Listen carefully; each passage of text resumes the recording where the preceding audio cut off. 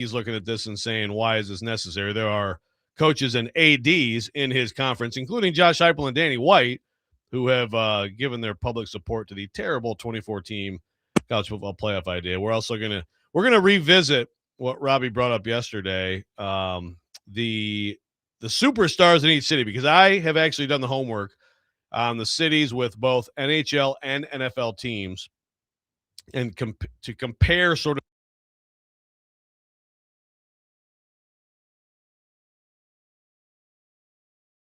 You got the rabbit ears, Yeah, I can I can hear you. I just hope you can hear me. Okay, that's better. I think that's better. Okay, good. You're not like juggling on one foot or something to do this, are you? Like you're comfortable. I'm outside now, so that's nice. It's a nice day. It is warm. It is a warm day, so I mean that's like a couple weeks ago. If you're doing this outside, then then that might be a problem. Already, we got some great reaction. Pete from Adairville says Marconi award level radio this morning. No, I'm absolutely submitting this, Pete. I'm absolutely submitting this. Someone says worst show opening ever. Damn, they need Robby back quick. I know. And another text says, no, it's not getting better. All right, it will get better. I promise you all. But here's how it'll get better. Let's listen to. I don't know what this is. Robby put this in the grid, and it is. So Elliot Friedman, the never-ending story known as the Preds general manager search, we have another update. Elliot Friedman, always interesting. This is from his 32 Thoughts podcast. So let's hear what Elliot Friedman has to say about the never-ending Preds GM search. All I know about the Predators is an announcement is not imminent, but I do acknowledge that when I talked about a curveball, it's not a guarantee here, but I think it's possible. I believe the Predators are working on something or want the opportunity to work on something that is not guaranteed. But they are not going to close their process unless they know whether or not they can actually do it. So whatever is preventing them from closing the loop or finalizing things, they're going to wait it out until they get at least the opportunity to talk to the person they want. And they're being very guarded on what this might be. And someone said to me on Sunday, Elliot, you're not the only one who's going nuts trying to figure out what this is. Wow. Okay. Well, there's Elliot Friedman on his 32 Thoughts podcast. I mean, I couldn't possibly, as confused as I came off just trying to fumble around and start the show today. I'm so much more confused now. I mean, please, Connor Newt, help me make sense of what the heck he just said. Well, it sounds like he is like the rest of us and still waiting for this, as you put it, Joe, never-ending story to end.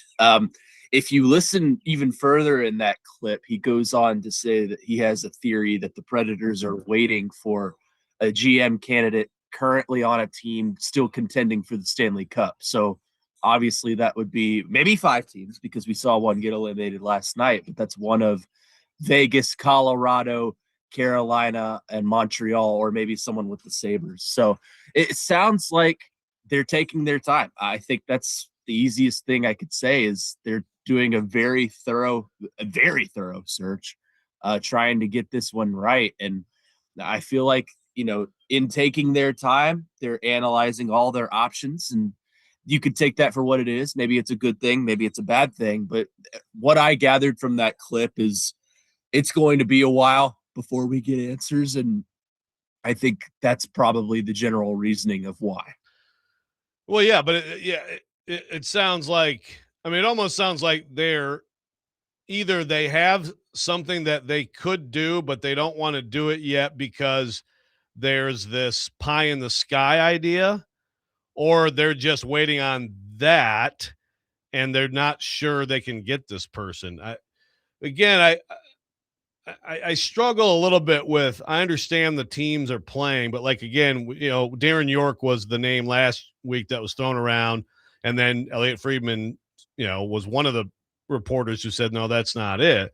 But there would be an example of someone who, one, had nothing to do for a week, like they all sat around, and two, like, I mean, even if sure, like a lot of these assistant GMs, like the GM of the AHL team, right? I can't buy that, like, you can't um get something done during this time period. I mean, like, I don't buy that you can't get something done, announce it, and let that guy do whatever he needs to do. The team's on a run, stay with the team, do both things. It happens all the time in other sports, right? Where you have a little Yeah. phase there where you're doing two jobs. But it almost sounded like it's beyond that. It's like they're just not sure they can still get this person or not, right? Which is such a scared mentality to have, I feel like. Yeah, it's just like, I don't know. At this point, how would you? At this point, I understand. Look, obviously, like there's no like desperate urgency here in terms of the timeline for all the stuff that needs to get done. But I would say that you should be by May 19th choosing between candidates who want the job, not like hoping somebody might want. I mean, the job's been open for months and months. If someone's not sure, then I think you move on, right? Yeah, I would agree with that, especially as we're getting a lot closer to the draft coming up soon. And I'm beginning to think more and more, and it was probably always going to be this way anyway, but whoever comes in at that position and is making the picks, quote unquote, it's still going to be semi of a Barry Trotz draft just because his staff has been the one doing all the work on these prospects. And, it was probably always going to be that way. Yeah. Just because, that's kind of how it is with transitional GM hires. Like the Titans, for instance, it was always, Borgonzi's first draft was Borgonzi's first draft, but still, you could make the argument that Rand Carthon and his staff were doing the scouting on some of the guys. So I think that'll probably be the same case here for the Predators. But it is really, really strange to me that when Barry Trotz announced his retirement in late February, so it's been 3 months of an empty job at this point, and there's still no gauge of interest and still no real candidate that's emerged themselves. I don't really. I'm with you, Joe. It's weird to me that they're taking so much time. Like you said, this is kind of the point in the search where you need to start separating the guys that you think are interested and the guys that you think could make good candidates from the ones that you don't know if they're interested. So maybe it's a really, really thorough process, but it's taking a little too much time, in my opinion. Yeah. So if any of you can tell us, can help us with this, give us any clarity on this, give us some names, any sort of a sense of direction on this, I'd appreciate it. The game phone and text line 615-737-1025. We will continue talking about the Preds GM search when we continue. Robby and Rexrode 1025 the game.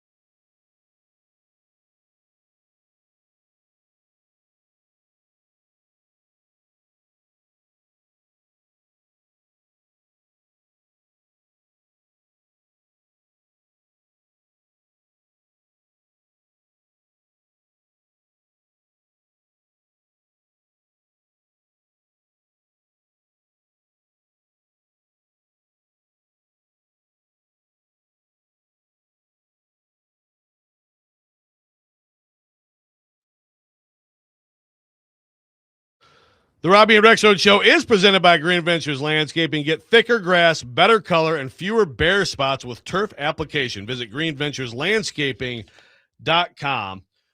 Welcome back in, Robby and Rexrode 125 The Game. Connor Newt in for Robby, Brandon Bigsby in for Ian. And we're talking Preds GM search, which for me is just more confusing now than it has been the entire time. Text line driven by WilsonCountyHunting.com. Chip from Mount Juliet says, "And taking their time, isn't there the possibility other teams could swoop in and grab their guy?" I would suppose that's possible.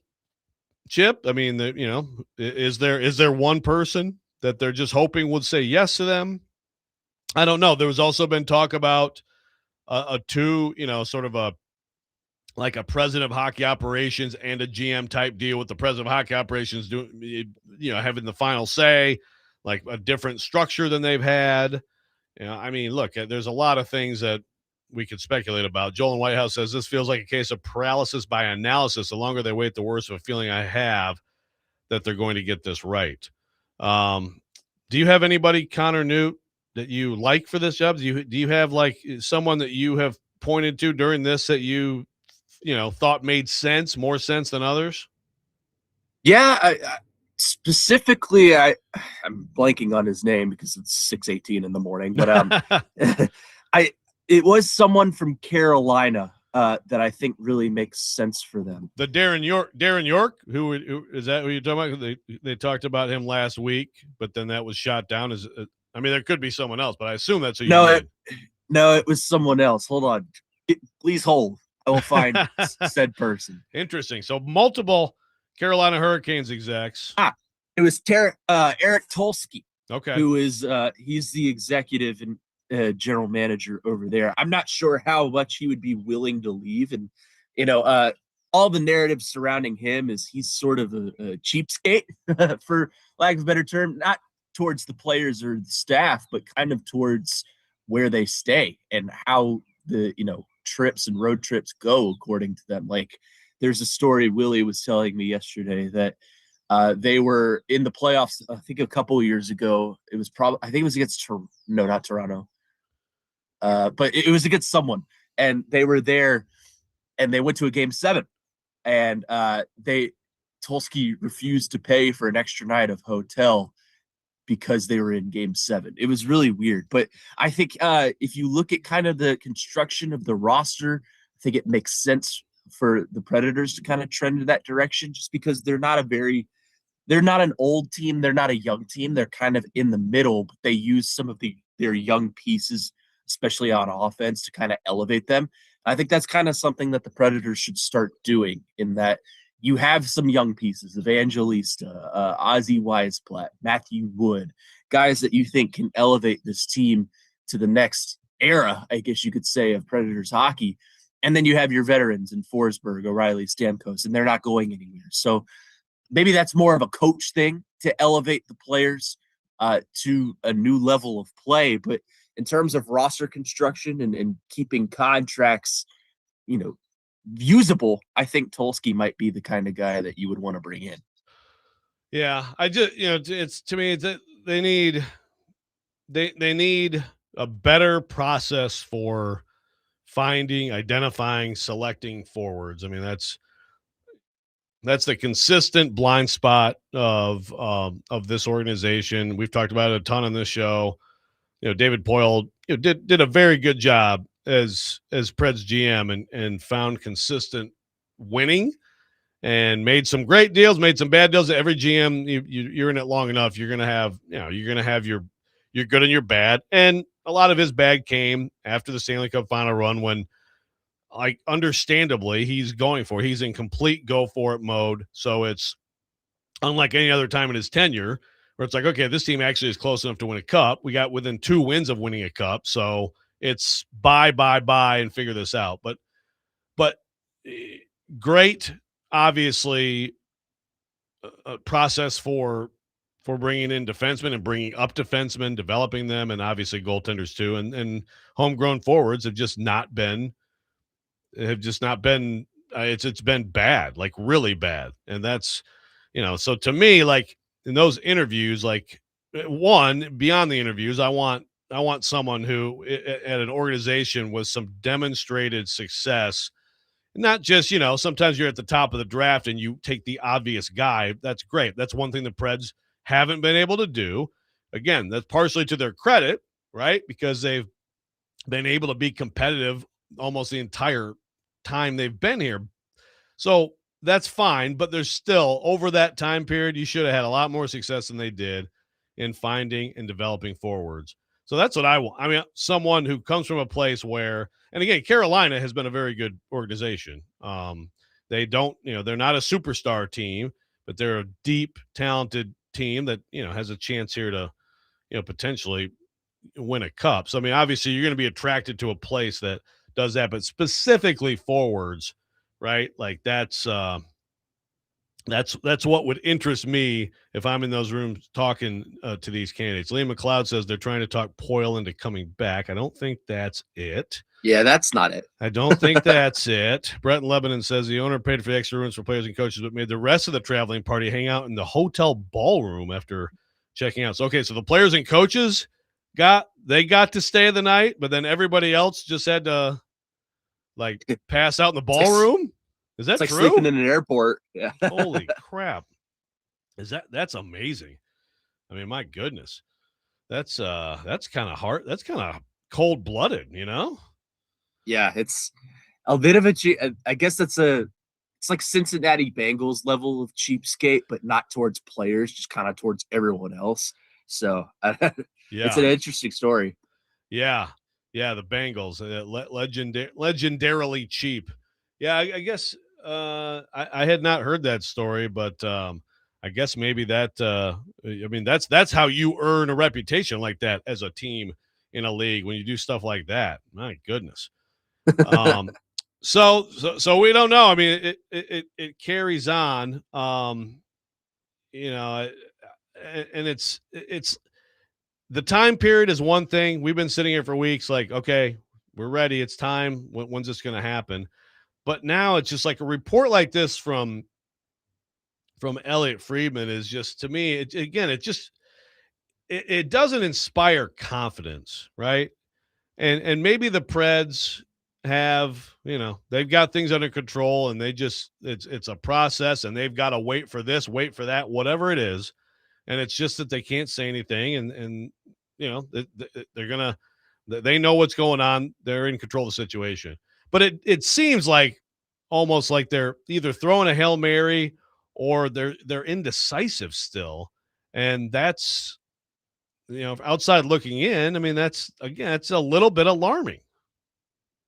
Yeah, I think it's alarming because you look around the league and teams have fired and hired new GMs in a shorter amount of time than the Predators have. So that's not to say I don't think the Predators' job is attractive. I think it's certainly attractive to someone like an assistant GM in the front office. I'm looking at this article written by Alex Doherty, and a lot of the people he has listed as candidates are all assistant general managers. So I think that's important to note, is that I don't know how likely it is for an existing GM to make a lateral move, for lack of a better term, to another GM position. So it's about locating the guy that you think is deserving and capable of doing this job. And I'm starting to think that maybe the Predators are a little bit too in tune with who they want, and it's creating some doubt in their heads. Like, maybe this guy is good at this, but he's not good at this, and it creates a whole new level of doubt. And I think that's what's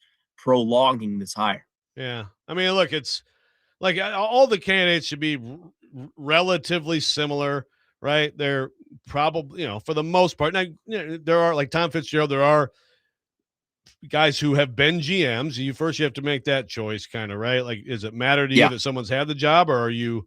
But for the most part, it's usually the number twos at successful organizations, and you talk to them and you make a choice, and you say, okay. I mean, they're all gonna, you would think, be pretty good at selling a vision, selling themselves. Yeah, it's absolutely it's a GM job in the NHL in Nashville, Tennessee. I mean, it's attractive.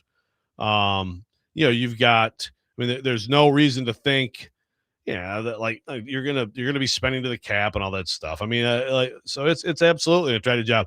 The The prospect pool is good. It's highly ranked. I think that's a little bit deceiving, but there's some good young talent, and you have a guy in Brady Martin that could be an exciting player. So it should be simpler than this. Yeah, they're all going to sell themselves. You're probably going to hear similar things.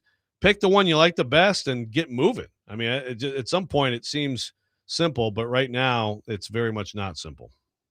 Yeah, I think they're focused on, the narrative surrounding them is they have to get this hire right, because the Predators franchise is a franchise that hasn't really known the top of the top or the bottom of the bottom. It's kind of just been, and to the frustration of a lot of Predators fans, they've kind of always been competitive, but in the middle. So I think they're trying to locate the person that can put them over the top. And in doing that, they're overanalyzing themselves and dragging this thing out. So I'm like you, Joe. I want answers. I just want news to break so we can stop talking about who are they going to hire. And, it's getting a bit old to say the least, but it's month 4 of this job search. And I'm having a hard time understanding, if a job's been open this long, why is it this difficult to find someone that you like the best and just, give them the money? Yeah, exactly. So hopefully by the time the show ends, we'll have a GM to introduce, and we can maybe get him on the phone. If That'd be not, great. well, in the meantime, we are going to switch gears and talk beautiful 2014 college football playoff. Connor, I hope you're not for it. I'm going to scream at you. Don't tell me. Okay, good. All right, we can scream at other people. Coming up next, Robby Rexerode, 102.5 The Game.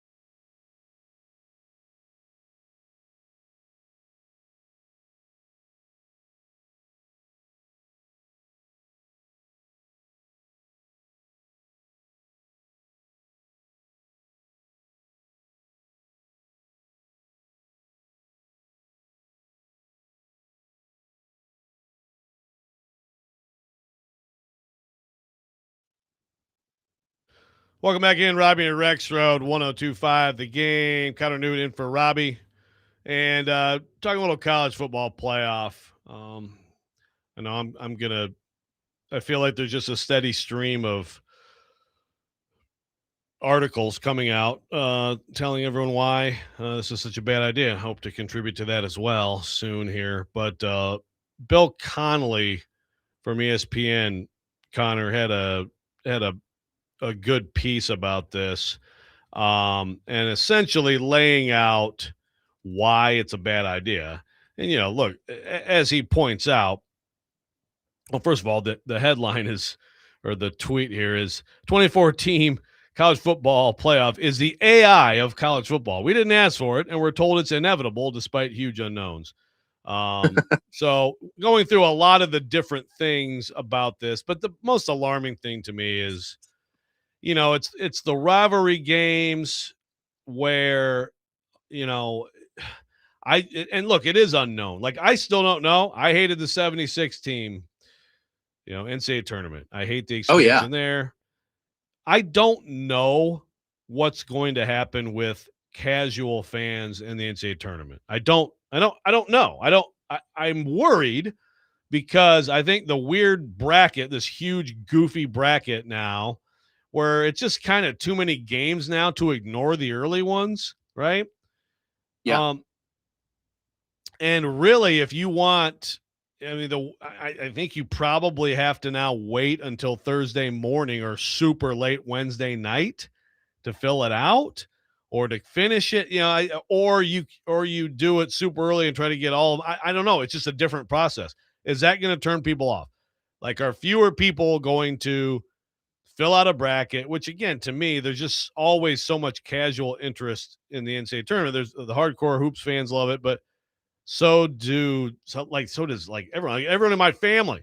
We've always had a family, bracket pool and stuff like that, when the kids were little. So are you changing that now by doing this? I don't know, but I know that I wouldn't mess with it. Well, they did. They messed with it. So we're going to find out. And there's a lot that's unknown about the 2014 if it happens. And again, Greg Sankey is, and SEC presidents. Those are, you hope that there are some cooler heads are prevailing. And a lot of it, Greg Sankey's hesitation is very simple. It's show me that this is going to be more money. Like, why? And of course, the SEC has a vested interest in ESPN. Extra games, they're going to Fox. The Big Ten wants this. Of course they do. Their TV partner, Fox, gets all this inventory. So you have that as a, kind of an obvious, battleground. But I just don't know, Connor, what will happen to, again, let's take Michigan, Ohio State at the end of the year. If both of them are having great seasons and you get to that game, and they're both, first of all, the outcome means nothing to them, right? Also, they're both looking at, even if you have buys, they're both looking at 4 games ahead to win a national championship, right? Mm-hmm. And they also might be looking at playing each other again, by the way. So how does that game, what does that game look like? In every way. Some people, the people who are arguing for a 2014 are saying, well, no, it doesn't matter. It's a rivalry game. The hatred is there. It doesn't matter what the stakes are. It's going to be your classic. It's going to be Michigan, Ohio State, and they're going to go all out. But I know that if I was coaching one of those teams and I'm looking at 4 games ahead to win a national championship, and I know how brutally physical this game is and what it could mean to me, and I know I already have a bye. They already have a bye. What am I doing with my team in this game? I'm at least anybody who has a hangnail is sitting, And again, other people may disagree with that. We don't know for sure, until we get to it. But I'm worried about that. Yeah, and I think the overarching theme you're saying here, Joe, is you feel, and I agree with you, I also feel that a 2014 playoff would put a huge, huge damper on the regular season. And that's something that college football has always prided itself on, whether it's, back in the BCS era or the 4-team playoff or even the 12-team playoff now, there's still some relevancy to a regular season. If you expand to 24, you are saying that the regular season doesn't matter as much. That would mean, hey, if you go 8-4, you've got a chance to squeeze into this playoff. You could have some unranked teams being put into this playoff simply because of conference schedules and how they perform in their conference and what kind of performance they had in the non-conference as well. So the problem with the 24-team playoff is the same as a 76-team college basketball tournament. You are saying that the regular season for your sport does not matter as much. You are saying that, hey, as long as you go out and you win more games than you lose, you're going to have an opportunity to play for a national championship. And the reason for that is, in my opinion, corporate greed. It's all about what kind of money that this product is going to bring in. It's about the ad revenue. It's about how many networks can we put our games across and how many audiences can we reach? Because the casual fan is probably going to watch every single game. The hardcore fans are going to watch every single game because they know they have us. They have us hook, line, and sink because they know what kind of product they have in college football. They know how regional it is, and they know people love it. So it's disheartening to see that they're prioritizing money over the actual product. And I feel like if they move forward with this and expand to 24, then that's going to put a huge, huge damper on what college football is. Yeah, look, and Robby will point out, and he's not wrong. He hated the 12. He hated that. He thought that did too much of the regular season. I did too. And yeah, and you know what? And I'll raise my hand and say I liked it going to 8 from 4. I thought we needed a little bit more. 12. I don't hate 12. Because again, last year, and I've said this before, but last year we ended up with a 12-team playoff and some teams that got left out, to me, were good enough to win multiple games still. Vanderbilt, Texas, Notre Dame. So, okay, I think that we have spread the talent out in college football to the extent that a 12-team playoff, you can have, before, kind of just a few years ago, the 4-team, you usually didn't need much more than that because the talent was so condensed at the top, right? I mean, again, Kirby Smart's talking about it. Our threes, our threes could beat a lot of teams. Well, those threes are somewhere else now. They are, and you've got pretty good twos, but you don't even have the twos you used to have. So, like, the talent is spread out to the point that, to me, a 12-team, I mean, I'd be happy if we could just stay with this for a long period of time. But a 24-team, like you said, you're going to get into teams that aren't good, that are in this playoff, and they have no chance of doing any damage. And it's football. It's not, like basketball. You can play a game and then play a game the next day, or play a game day off, play a game the next day. Football is, I mean, you're asking these lower seeds to win 5 games in this tournament to win a national championship. I mean, that's absurd. So you are saying that this team, potentially to go the distance, you're going to play a full NFL schedule. I mean, it's that on its own to me is insane. But real quick, I'm going to read you. So this is Bill Conley. This is how rivalry week last year would have played out with a 24 team. So Michigan needed a miracle upset Ohio State to have any playoff hope last year. They still had slim hopes. They lost, but with the 24 team, they're in no matter what. Alabama had to beat Auburn to stay in the field. Blew a 17-point lead, rallied late to win it. Oklahoma needed to beat LSU to hold on to a berth. With a 24-teamer, both of them are in, and they have opening round home games. Texas and Vanderbilt needed to beat Texas A&M and Tennessee and then hope for some chaos. They won with a 24-teamer. They're both in, no problem. And on and on. There was one point he made, which is that like Tennessee would have been, that loss would have had Tennessee right on the verge. I mean, like the Tennessee Vanderbilt game was stakes for both of them. You could argue if you like the 24, well, that's a bigger game because of it. So, and so there are like marginal games that normally we wouldn't have cared about at all. that become important because of a 2014. But again, most of those games are not games that I want to care about. Like, I don't want to care about the Minnesota-Wisconsin game. I'm sorry. But this will force us to do that.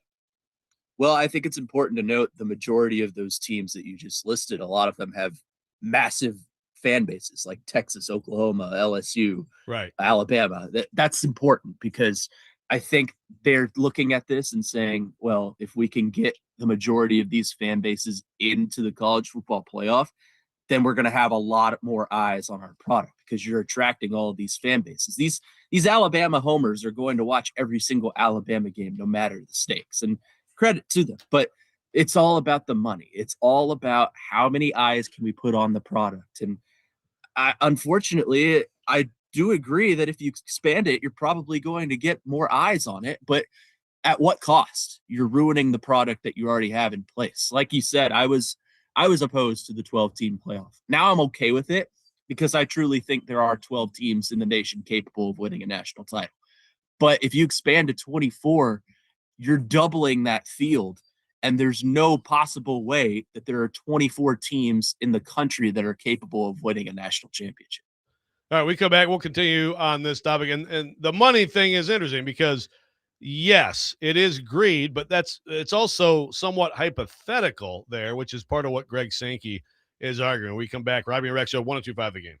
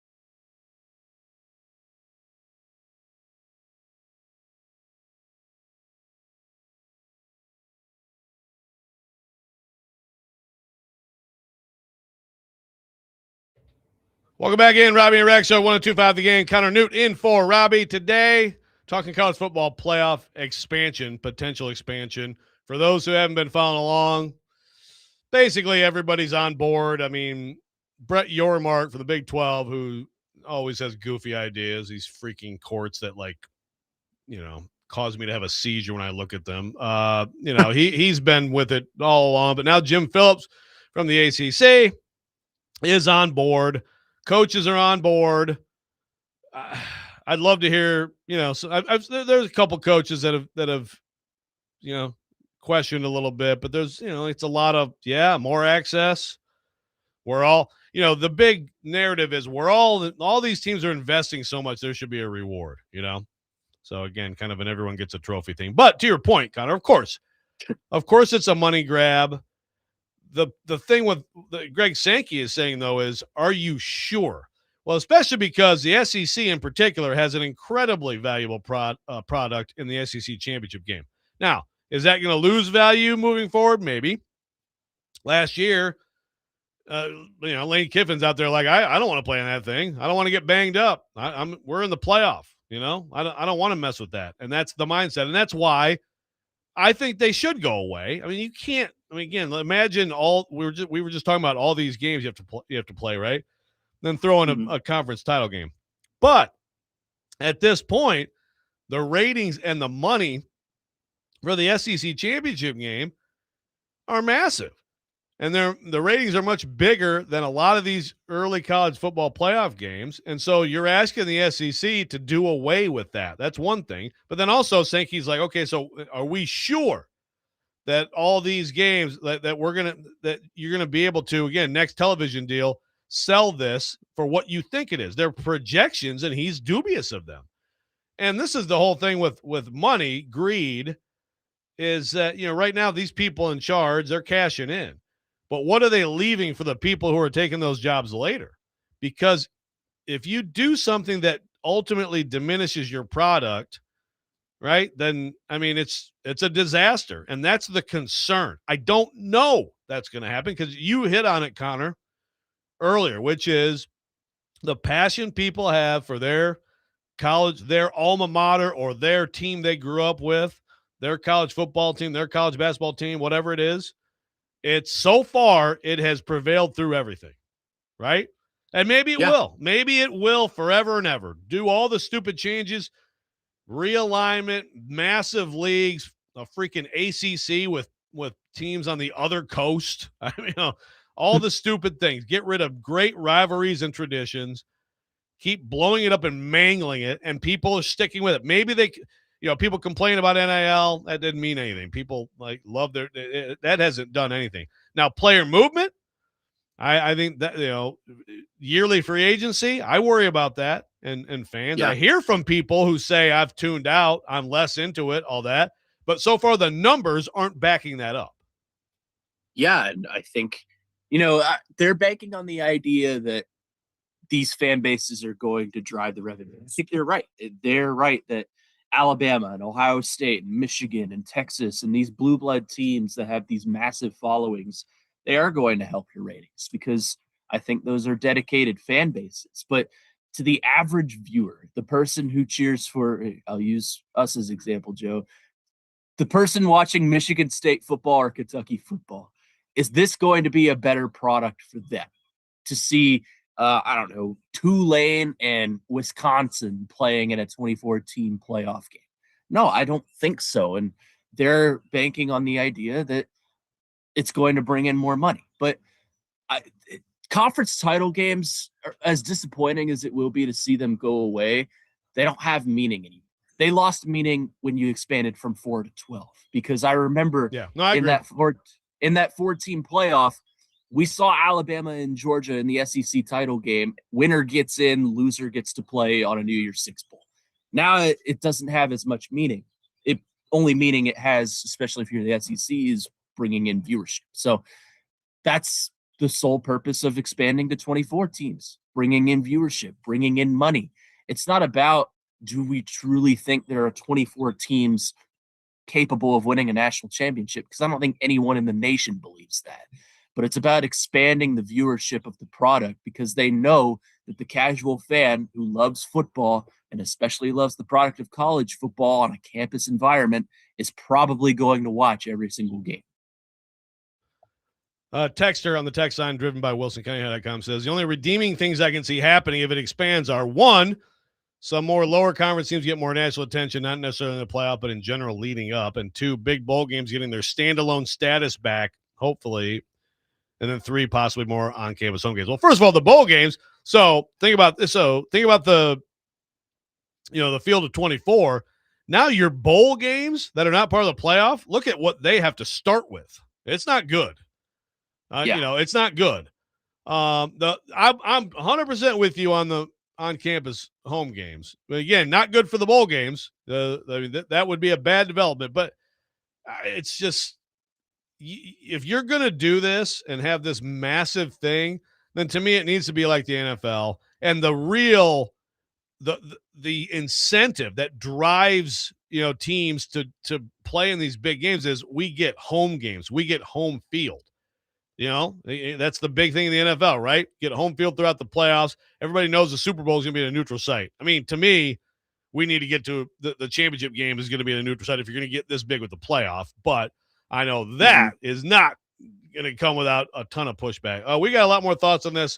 We will we'll stick with this, and then we're going to get soon into the superstar conversation. Robby and Rexrode, 102.5 The Game.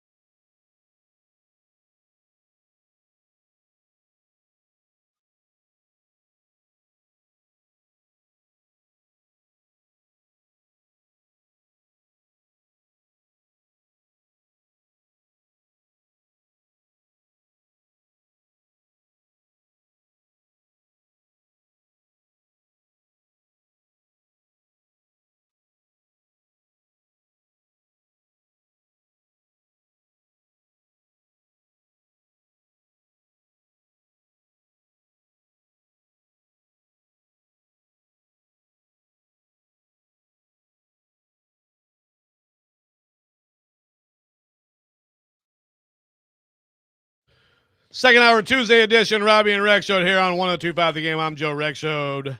Connor Newt in for Robby today. Brandon Bigsby in for Ian. We are broadcasting for the Busy Bee Plumbing, Heating, and Air Conditioning Game Nashville Studios, home of the $99 yearly Beehive membership, where the buzz is always about great service. Make sure you go back if you weren't with us 6 o'clock hour. Make sure you go back and listen to the beginning of the show.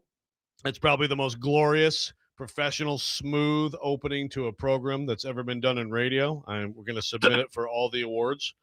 Amazing stuff there. And we're talking still, Connor, we're still in on the college football playoff expansion. The SEC is about to have its spring meetings down there in Destin. So you're going to get a lot more out of that. A year ago, Tony Petitti, with all his stupid ideas, Big Ten commissioner, Mr. Goofball MLB Network, who's trying to come in and just absolutely mangle everything. It's already been mangled enough, Tony.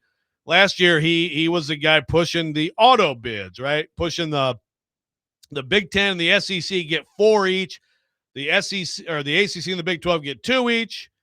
And it was looking like it was going to happen. And again, I find that to be an embarrassing system. Just terrible. And the SEC meetings last year, basically the coaches kind of banded together, the SEC coaches, and they were like, yeah, we don't like this. Because essentially what they talked themselves into was, we're too good for that. Why would we limit ourselves? Let's have it all open, and we'll end up getting more. Now, again, maybe they feel differently now, but we dodged that for then, at the time, the auto bids bullet, and now we're sitting here with the 24 team. So what the conversation that comes out over the weekend and into early next week in Destin is definitely going to matter. We are going to have Seth Emerson from The Athletic on 8 o'clock hour to talk about that and the SEC position. But texter on the text line says, well, he says the tech term for this is, and there's a word, and I thought the word was enshiftification. It's actually not that. There's one less minus F. the F. Yeah, one less F. But anyway, he says it's when an app comes out, a lot of people like it or find it useful to the point they rely on it. Then the tech court makes a series of incremental updates that increase profits but make the product worse. The changes are marginal enough that there's no one reason that's enough to leave. And it's an interesting word. I like the word. Can't say it on the air. But yeah, I mean, that's an interesting point. I guess the question is, do you ever get to the point where someone looks up and says, oh my God, look what they've done to this product. I'm out. Again, people tell me they're out. But a lot of people told me, like when the NIL stuff started, Connor, this is amateur sports. I can't do this. And I'm like, dude, if you are a fan of a major college football program and you don't think there was ever any money changing hands, I mean, first of all, you already live in la la land. I mean, I never bought that. I thought that was all BS. But I don't know. Is it real? Are people going to is this product eventually going to suffer for all these changes? No, I don't think it'll ever suffer. You don't think there's anything they can do to actually lose eyeballs? Unless it becomes like that South Park episode where they wear the tinfoil hats and hold hands, then no, I don't think. I think the product of college football is enough to sell the average eye, because people are seeing, hey, it might be, paid athletes now, but at the core, it's still somewhat college football. You still have these on-campus environments. You still have the rivalries. And even if you expand to 24, they're still going to try and sell you on the rivalries. Kind of like you said, Joe, it's not going to have as much meaning in the grand scheme of things. But if you have the marketing of, guys, we got Ohio State and Michigan. It is the game. It is the biggest rivalry in college football. And you advertise that, then I think the common fan is probably still going to tune in. Now, I think they can do things to damper their product and maybe lose the hardcore eye. But in terms of the casual eye, no, I think it's never going to be the NFL. College football, in terms of the product and the viewership, will never be the NFL, because the NFL is king in this country and college football is a little bit more regional. But in terms of, SEC football or Big Ten football in some parts of the country, I don't think you're ever going to damper that viewership, because this is something that, you have people who are alumni of these universities. You have people like me who grew up watching these teams. You just have so many stories across the nation in terms of why people watch college football that I have a hard time believing that viewership and that passion is ever going to truly die. I agree on the passion for, if you've got a team, that's in the mix, like you're gonna you want to win, whatever the system is, that you love that team, it's in your blood. I agree with that. But then you get into, Connor, the breakaway scenario, right? Then you get into the Big Ten and SEC. Again, now if they do quote unquote break away, they'll take plenty of programs from the ACC and Big 12 with them, I believe. But there'll be some new, power, whatever, top league, and it's going to leave teams out. Yeah, it's going to leave, and then what happens? Like if you're, if you have big chunks of this country that are left out of the top level, I mean, to me, that's a disastrous scenario. Like, yes, you're going to the idea that, well, the NFL, people, even if you don't have a team, like you love the NFL, you're going to follow the NFL. I don't think that works in college football. I don't think it will. And I think you're going to lose a lot of people depending on, again, what is the cutoff? I mean, what's the number? What's the cutoff? Who gets left behind? Because it'll be something new that gets created. So it's not like, the SEC is going to cut. I talked a couple of years ago about, okay, the Vanderbilt thing, like is Vanderbilt, Kentucky football. I don't know. Yeah. Kentucky basketball is always going to be a power, the top brand in that sport. But what about Kentucky football? And by the way, your guy John Summerall is doing pretty well so far on the recruiting trail. But I'm just saying, like, I don't, if we get to that, then I think there could be a problem. And also with this whole thing, Connor, every online poll people do, it's getting about 9% support. Okay. And not quite 10% that people like the 2014 playoff. Like everybody's doing these things and it's like pretty consistent. Like it's mostly either, stay at 12 or some people are okay, fine, maybe 16, but no one wants 24. It doesn't matter. They press onward with it. Yeah. Well, that's what I don't understand is why are we immediately doubling the field 2 years after we've already expanded it?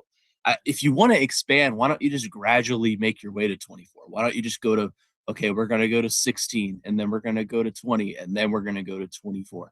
I don't understand why it's so sudden.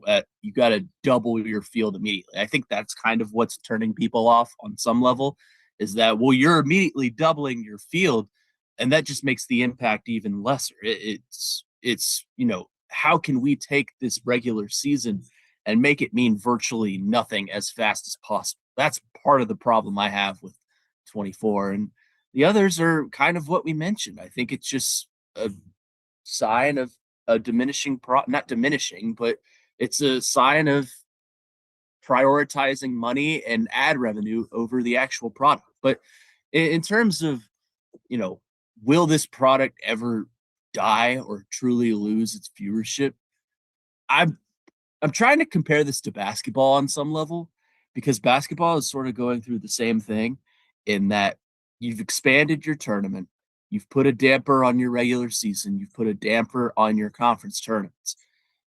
But will the fans of March Madness and that product ever truly be willing to just full on turn off the TV, don't watch a single second of the tournament? I'm not sure, just because that is such a big brand and it's such a national tradition that people fill out their brackets and people, take off work Thursday and Friday to watch the first round of the tournament. I just can't get behind the idea that these national traditions, these things that sports fans have prioritized in the sports calendar are just going to go away just because, the product is more corporate focused than fan focused. All right. On the phone line, driven by WellsingHunter.com, we've got Mark in Nashville wants to talk about expansion. Mark, what's up? Hey, what's up, Uncle Joe? How you doing, buddy? Hey, I'm waiting on y'all. Joe, I've been waiting on you and Connor to say what the real truth about all this is. Yeah, it's got corporate, big money and all that to do with it. Greg Sankey doesn't want to lose that $100 million. Plus, they getting down there in the SEC champ, and I don't blame him. Is it going to destroy rivalries and all that? Yes. Are they trying to go to a NFL type schedule? Yes. But Joe, in reality, what all this is going to lead to, Joe, they're going to bring a union in there. There's going to be pensions involved, union chiefs. Those college players are going to want even more money. They're going to want a union in there. You know that's coming, Joe. And plus, too, okay, you're going to be looking at the situation being a little watered down. Say you're a top 10 pick. You're not going to want to play and stretch out your career in college like that, knowing you got millions sitting there on the table waiting on you, being a top 10 pick. So that's going to, you're going to have guys sitting down and saying, no, I'm not going to be a part of this. It's going to water down the college football system as we know it, Joe. It's just ruining it. I'm like you, Joe. 8 was enough. 4 to me was enough. 12 is okay. But if it's 24, Joe, they're going to be hollering for 30, 34, 40, 50, and all that. They're going to continue crying because they're going to want even more and more teams off in here participating. And you're just watering it down. It's not 24 great teams out there in college like that, even with NIL. I mean, you're just going to have Albany State and Georgia State getting into the playoffs playing each other. I mean, come on, Joe. That's not going to work. But I've been waiting on y'all, Joe, to say that, and you hadn't said it, so I'm going to say it. It's going to bring a union off in there. They're not dumb, Joe. Those guys know the union, pension, even more money. But, hey, man, y'all have a good day. I'm going to get up this road. I'll see you, Joe. Uncle Joe will see you. All right. Thanks, Mark. Yeah, that's another totally to me, a separate thing. Now, the Sankey and all that, they do not want a union. They do not want college athletes to be employees in any form because, yeah, that's a lot. What that means is a lot more of their money going to the players. Now, it also on the player side is going to mean a cap. So what we're seeing now, Connor, which is, I mean, we're seeing like in basketball, $3 million, $4 million for a wing. I mean, how much for a quarterback? 5, 6. It keeps going. I mean, it's skyrocketing. You get the union in there, and there's going to be a cap. And so that's why a lot of coaches, more and more coaches, some ADs, Danny White, are in favor of it because you can at least contain things at the top, contain the overall, contain like the market going crazy in the chase for top players. But you're also going to have more money overall. A bigger percentage of the revenue is going to go to the player. Right now it's in the 20s. It's going to be in the 40s. And so, and then, so there's a lot of things that will result from that. I do think you're probably going to see more sport cutting if that's the case, but I also think it's the only answer. I mean, if people want to not have yearly free agency and they don't, and they're sitting here like, oh my gosh, our quarterback's getting 10, 12 mil in 2 years. Well, then you're going to have collective bargaining to, again, make it just like a pro league. Yeah, I mean, I'm kind of weighing the option of should college football develop a players association, just because, you're already trending in the direction of teetering on whether we're a professional organization or not. And what I mean by that is, are you mini NFL? But I don't know. You're right. I think the money would be a lot of the cause of that, is how much money is going towards the players. They need guardrails on that. And I think everyone can agree on that. An NFL player being drafted in the 3rd round should be making more than a college player on their 7th year of eligibility. That's just how it is. But they're trying to push this, I don't even know how to say this. Like, it's just mind-boggling to me that we live in this world now. And yes, I think there are good things that come from NIL. I think you have a lot of the things you have now because of NIL. But I think they're trying to capitalize on that and get more money from the players, more money from the viewers, more money from the donors. And it's just a shame to see that that's what this sport has become. All right, we come back. We're going to get back into the superstar discussion. I did a little homework on this, on Robbie's point about our lack of superstars in this city. So I went through comparable cities with NFL and NHL teams. We'll talk about that next. Robby and Rexrode, 102.5 The Game.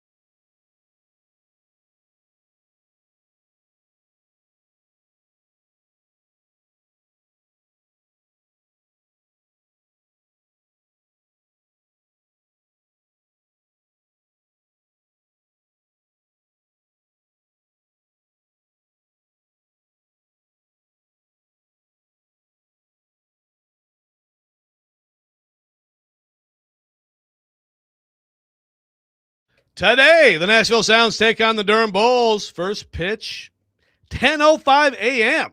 Catch all the action on 94.9 The Fan, presented by Twin Peaks Family Leisure and Social Cantina. Durham Bulls are the AAA affiliate of the Tampa Bay Rays, by the way.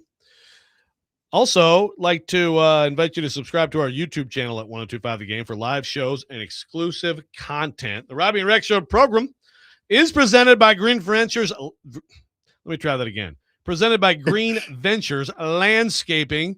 For homes and businesses that want to stand out, not blend in, visit greenventureslandscaping.com.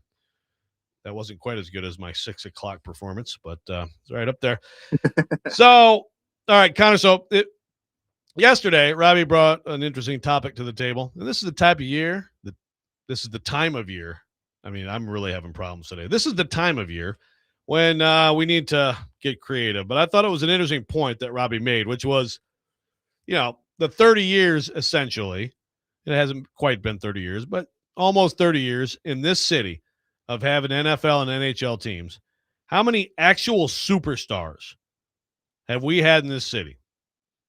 Now, and I think the criteria for this should be homegrown. For example, yesterday he tried to give Randy Moss to the Patriots, and I know that he's identified with them, but Randy Moss is a Viking. Randy Moss was a rookie, incredible rookie on a 98 team that went 15-1 and should have won it all and blew it in the NFC Championship game. But so I don't count him. But so we're talking homegrown and we're talking superstar. Okay. So just first of all, knowing that, you would say who for the Nashville teams? In terms of homegrown talent, I would say superstar. Pecorine. Yeah, Pecorine. We did not count him as a superstar. But did you not? But I think that's arguable. He won a Vezina, but it's a pretty high bar. In terms of the Titans, I would say Derrick Henry. Yep. McNair. Yep. Eddie George. We didn't put him up there either. I think that's also a good argument. I mean, I think he's right there. He was a and then for the Predators, I forgot. I would say probably Roman Yossi at that conversation. Yeah. So Robby went Shea Weber, and I think Robbie's right. I think Shea Weber had a bigger in the league, was a little bit more of a presence, and Yossi's right there again. Yossi certainly right there with him, and Chris Johnson is another guy that people threw out there. But okay, so I mean, I've got a lot of these. So one takeaway from this as I went through it, and here are the other cities that I'm not counting New York and LA because they have multiple teams, and that just clouds the whole thing. I mean, do you count the Devils? You got the Ducks and Kings. I mean, I don't, I'm not counting too much. Yeah, it's too much. So the other cities that have, teams in those two leagues that I would compare that are good for this would be Boston, Buffalo, Carolina, Chicago, Dallas, Detroit, Denver, Minnesota, Philly, Pittsburgh, San Francisco, which would count the San Jose, Tampa Bay, and Washington. Okay. So, one big takeaway I have from this exercise, Connor, is that we are the poverty city of superstars. Yeah, I mean, like they're just there's a lot more. Now again, maybe my bar is not high enough for some of these guys, and that's but I'll go through it real quick. Boston, we already talked about. So Brady, Gronk, you got Ray Borg, Zdeno Chara, Brad Marchand, David Pastrnak, Patrice Bergeron. I mean, I think those are all those are locks. I think if Buffalo, it's the tail end of Jim Kelly and Bruce Smith, but then you go Josh Allen. Now Buffalo would be, Buffalo is close. Like obviously more star power with the Bills. I got Dominic Hasek, certainly with the Sabres. You could go Dave Anderchuk. I mean, you could go Ryan Miller if you wanted. You could talk Thurman Thomas and Andre Reed. Are they superstars? I don't know, but that they're close. Carolina, you got Cam Newton. He won the MVP. He was a superstar. Steve Smith I think for sure. Julius Peppers, I Yep. think for sure. Luke Kuechly was an incredible player. Is that a superstar? I mean, I don't know. Is Luke Kuechly a superstar in the NFL? I would say so. He's a Hall of Famer. Yeah. And then Christian McCaffrey, he was great there before they traded him. When you talk about the Canes, I mean, superstars for them. That's a tough one. Rod Brindamore was the star, won the Selke twice. I guess I'd put him in there. Ron Francis, Sebastian Aho. Yeah. But I was about to say Aho. yeah, but like they're pretty light, in that regard. So that Carolina's closer. Chicago, it's funny because in the football front, I got Brian Urlacher and I got Devin Hester. And maybe Caleb Williams joins the party, right? Khalil Mack, they traded for him, so he's out. Now in hockey, Chris Chelios, Patrick Kane, Jonathan Taves, Duncan Keith. And then you could make arguments for, like, I guess you want to make an argument for Jay Cutler, but was he a superstar? He was a really good player. I don't think he was a superstar. He was serviceable. Yeah. Yeah, he was good. He had a couple of years where I'd say he was a top 10-ish quarterback in the NFL, but not enough. Certainly on the hockey front, way more. Dallas is an interesting one. Aikman, Emmett, Irvin, those guys all count in the 30-year window, plus Deion Sanders. Ezekiel Elliott, is he a superstar? Is Dak Prescott a superstar? I think they're right below the line. Zeke was, for a good 3-4 year stretch there, Zeke was a top 3 running back in the league. But then his fall off was so tremendous that I don't know. It kind of taints that opinion. Dak, I think, is right at the line of superstar. Like, I think he's if you're considering, superstar in the city, then sure, I would put Dak there. But if you're considering like a national opinion, if you're considering like a national opinion, I would say he's just right below that line. I would agree. But I'm going to go Micah Parsons, DeMarcus Ware, and then I'm going Mike Modano, Jamie Benn, Sergei Zubov, Tyler Seguin. I think, I'm going to put all those guys in there. And there's a lot of other, you could talk Jason Witten if you want, Des Bryant, CeeDee Lamb now. There's a lot of possibilities. DeMarcus Lawrence. Yes. Yep. They've got a lot of possibilities. All right. And we'll come back. We got more on this. We can get into my beloved Detroit Lions next. Robby Rexerode 102 game.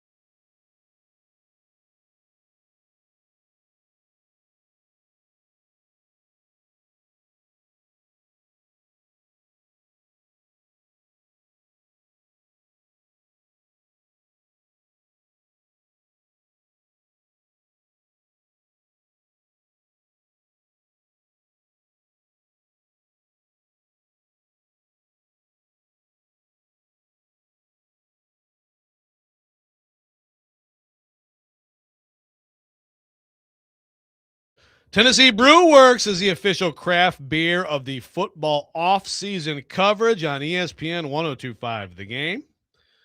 I'm Joe Rexrode here with Connor Newt in for Robbie, Brandon Bigsby in for Ian. And this off-season football coverage is talking about superstars. We do have later this week, we will have Titans availability, I believe, the day after tomorrow at OTAs. So we'll have Kaharski in tomorrow. We can tell him all the things he needs to ask, and we'll see if there's anything interesting comes from it. But we're talking about superstars on, in this market compared to other markets. Now, a lot of reaction on the text line. A bunch of people throwing Greg Olsen at me. I love Greg Olsen as an announcer. He's a very good player. That's not a superstar. Right? Am I wrong, Connor? Greg Olsen's not a superstar player. He was an excellent tight end. Yeah. Not a Pro Bowler. Superstar? No. Yeah, I don't think I would throw him in that superstar conversation either. Now, very, very good tight end. Yeah, and to me, for my money, the best color analyst out there. I wish he had Brady's job. Unfortunately, we have to have Brady do that because he was a bigger star on the field. But Craig says if Cam Newton is a superstar, so is Pekka.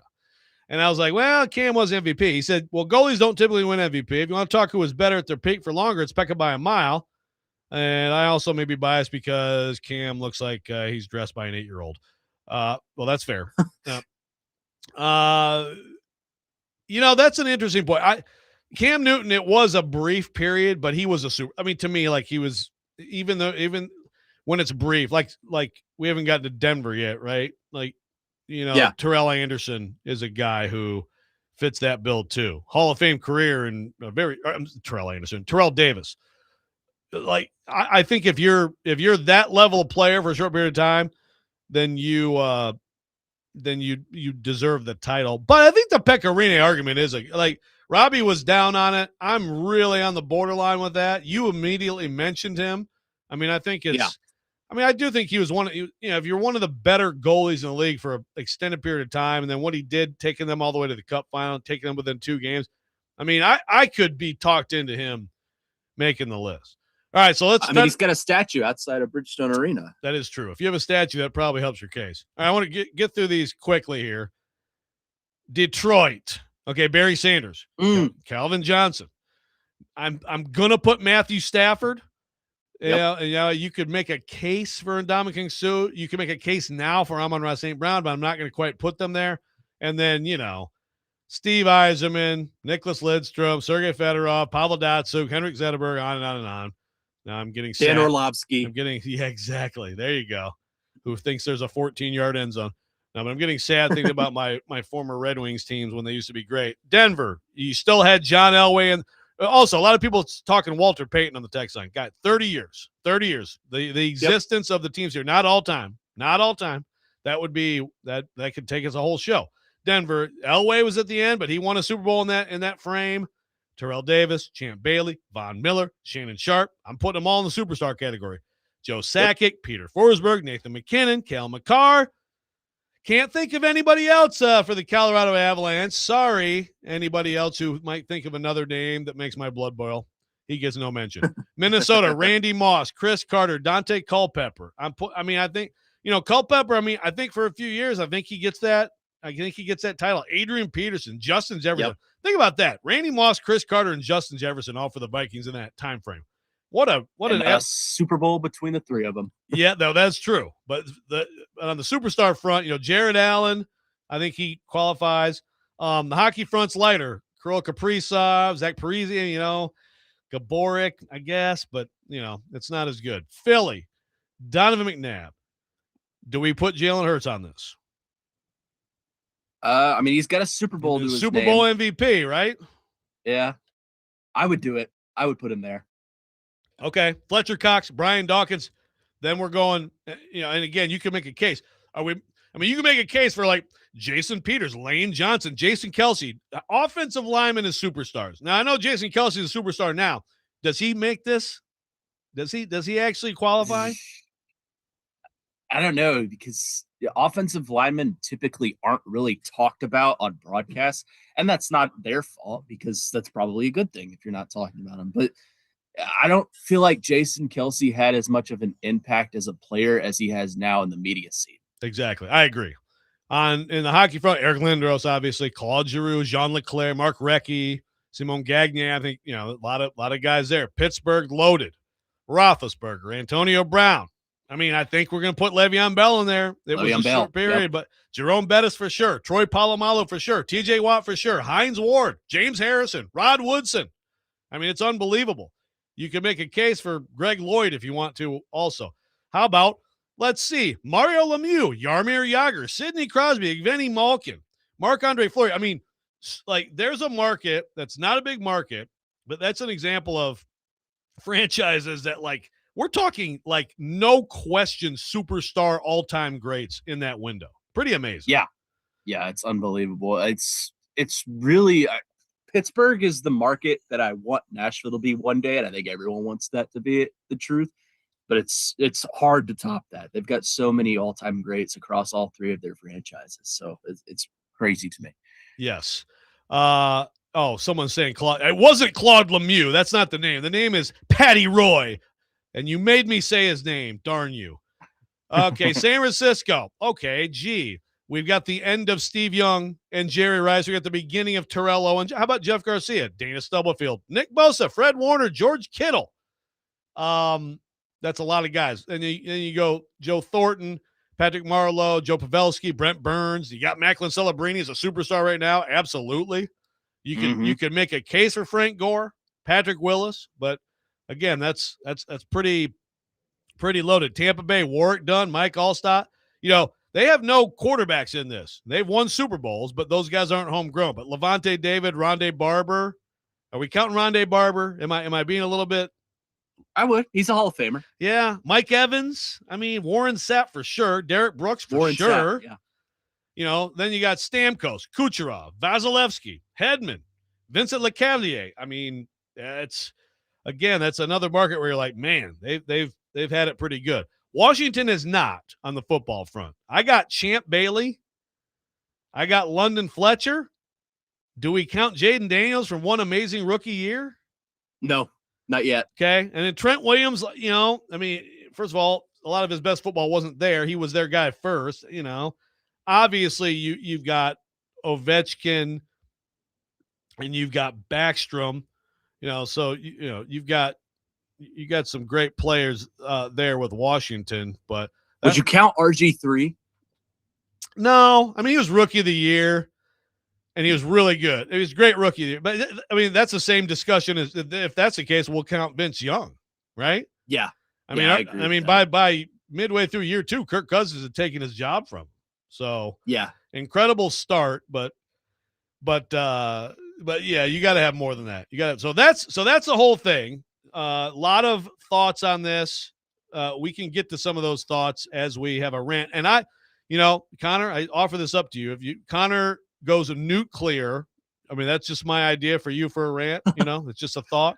But someone will rant coming up next. Robby and Rexrode, 102.5 The Game.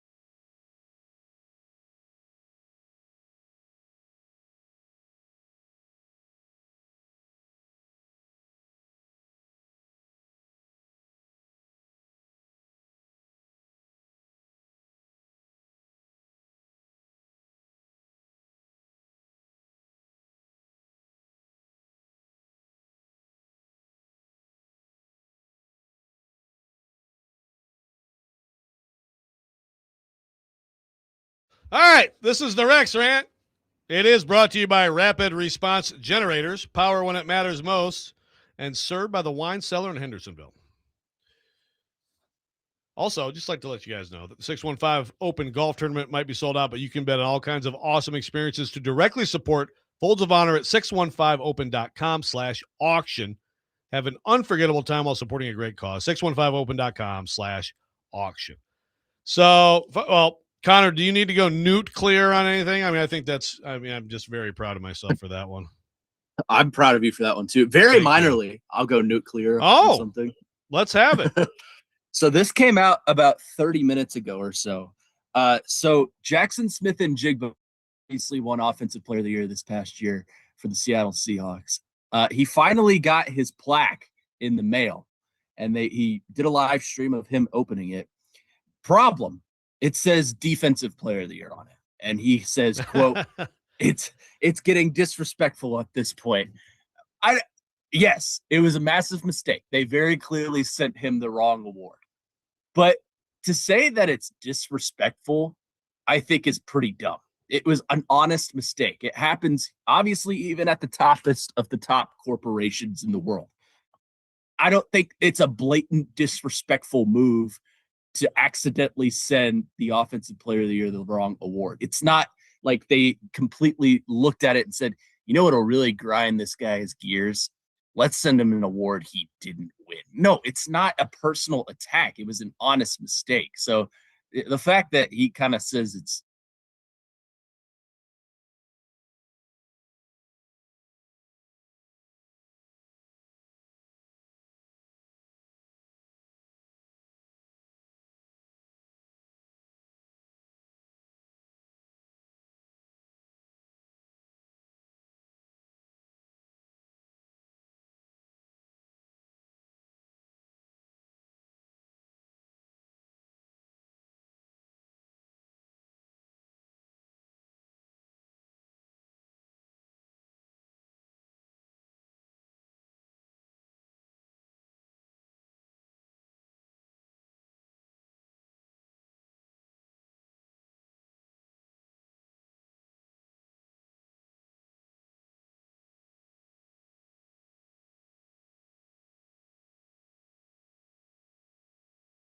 asked if it was okay, and he congratulated all those guys and stuff like that.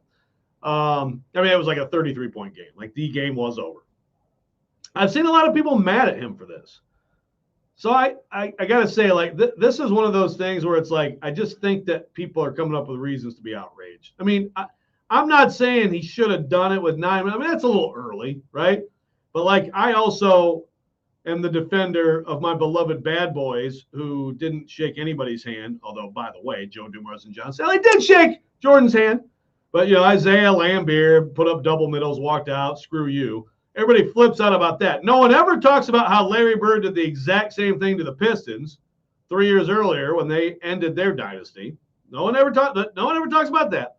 Larry Bird, Robert Parrish, those guys all walked off, didn't shake anybody's hand. I mean, I guess I'd prefer like a way early handshake to no handshake. Like, if we're going to talk about like sportsmanship, I mean, at least it was like cool of him to like acknowledge them, congratulate them. Early, sure. Like, could you have waited to the end of the game? Sure. I mean, I guess because he left the game and it's like, you know, you have a chance to go show your respect. I don't know. I guess I don't like, I've seen people saying like it sends the wrong message. I mean, the wrong message, like be better at reading the clock. Like, I don't know. I don't get the outrage on this one.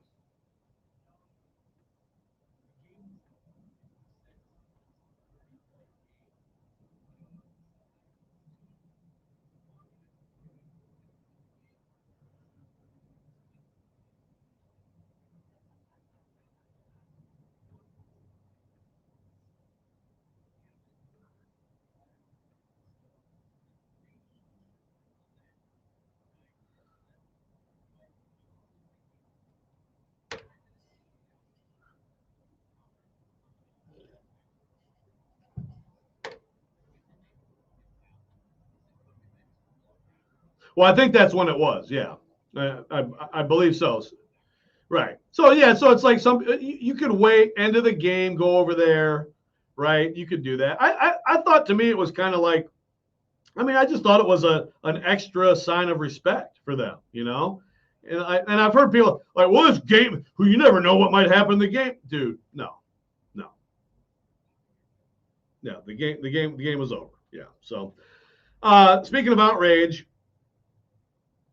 people should be outraged at me because, man, and I loved watching this guy play, and I forgot that he went that far. Darrell Green, certainly. I mean, he's the greatest Washington player of all time, and he played till 02. Man, 20 freaking years. So that's a big oversight on my part. And, people are getting after me on the YouTube chat, and you know what?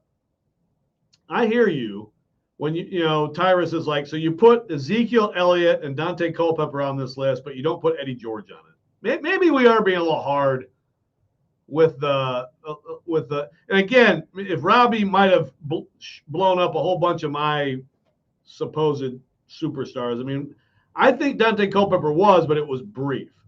I think Ezekiel Elliott, that's a great comparison to Eddie George. I think Ezekiel Elliott, you said it earlier, Connor, he was a top 3 for sure back for like 2-3 years. Was Eddie George a top 3 back at any point?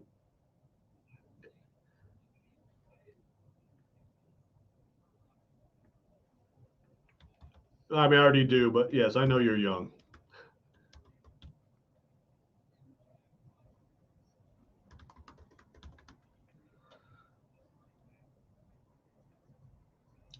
Well, you can't argue that anymore.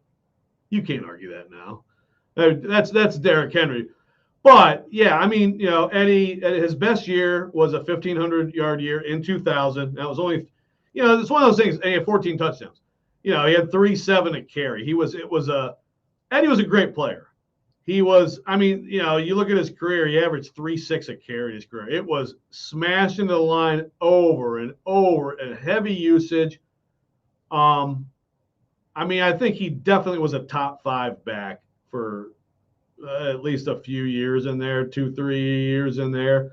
It's close, man. But he also, I mean, he had 7,000-yard season. So the longevity certainly was better than Zeke. It's a really interesting debate. And there's a lot of interesting debates in that. But Eddie probably deserves it because also I think that like his personality, he was clearly even though McNair was the star quarterback, I think Eddie George was the emotional leader of that team, and I think that means something too. Even league wide, he was just such a big personality. So he's on, he's in. Okay, there you go. There we go. All right, Connor's got Eddie on the list, and when we come back, we will talk to Seth Emerson. We'll get back into the SEC side in particular of this ridiculous college football idea. Robby and Rexrode, 102.5 The Game.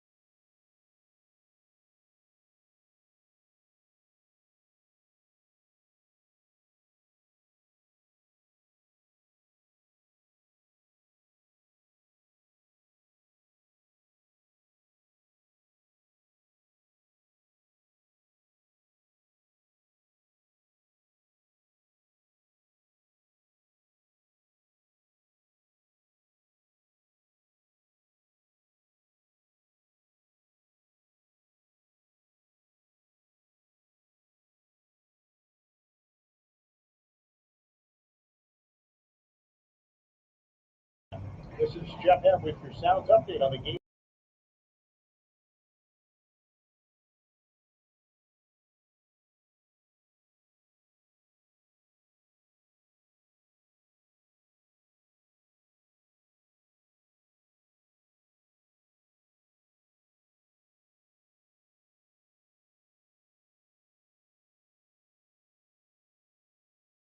Be the host everyone remembers. Choose the wine cellar.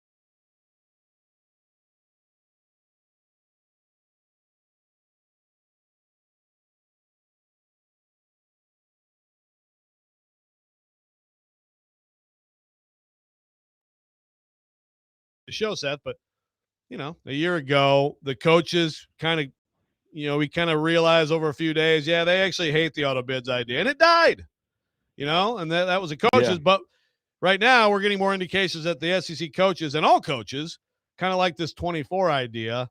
Greg Sankey is at least dubious of it. How do you think this plays out here? I think dubious is a good word, but Greg Sankey is not an autocrat. He is, he's if he's outvoted, if the membership wants to go to 24, then that's what he's going to take back to the playoff committee, and it's going to be 24. But what he's trying to do, I think, is shepherd his membership towards 16 via the money, as in, where is the money on this? The practicality, the competitive part of people is get rid of the conference championship game. It's outlived its usefulness as it's run its course, as Greg Byrne, Alabama's AD, said, and go to 24.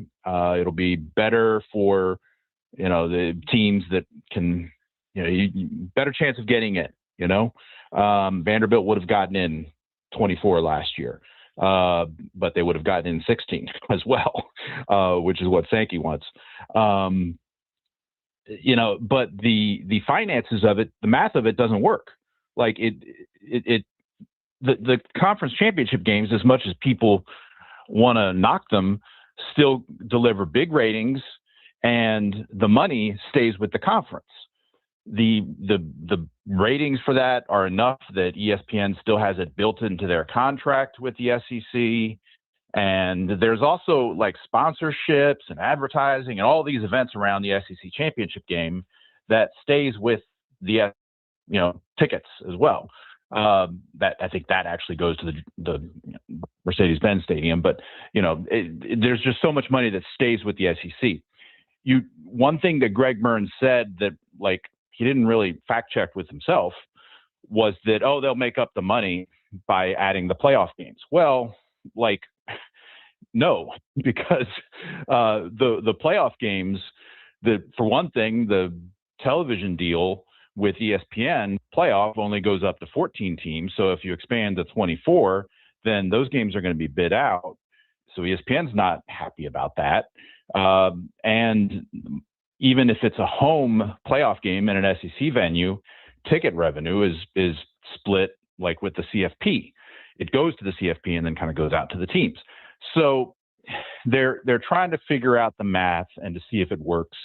I've talked to some people and they think this is negotiations, as in, let's look like we're dubious of 24 and get more money out of it. Let's get a bigger share of, let's get a guarantee of ticket revenue. Let's help ESPN out, get ESPN a guarantee that it'll get a certain amount of games.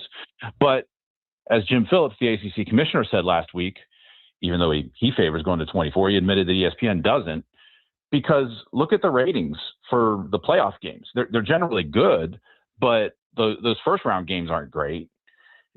I mean, they're not bad, but they're not close to the conference championship games, at least the Big Ten and the SEC. So again, how does the math work? That's not to say the math won't work and that they won't get there, but they're not there right now. And I'm like you, I'm very curious what emerges Tuesday, Wednesday, Thursday next week in Destin. Is there anyone that's just saying, guys, we just made this dramatic tripling of the field to 12. Mm-hmm. Why can't 12 exist for a while? Why? I feel like nobody's even considering that as any sort of possibility, Seth.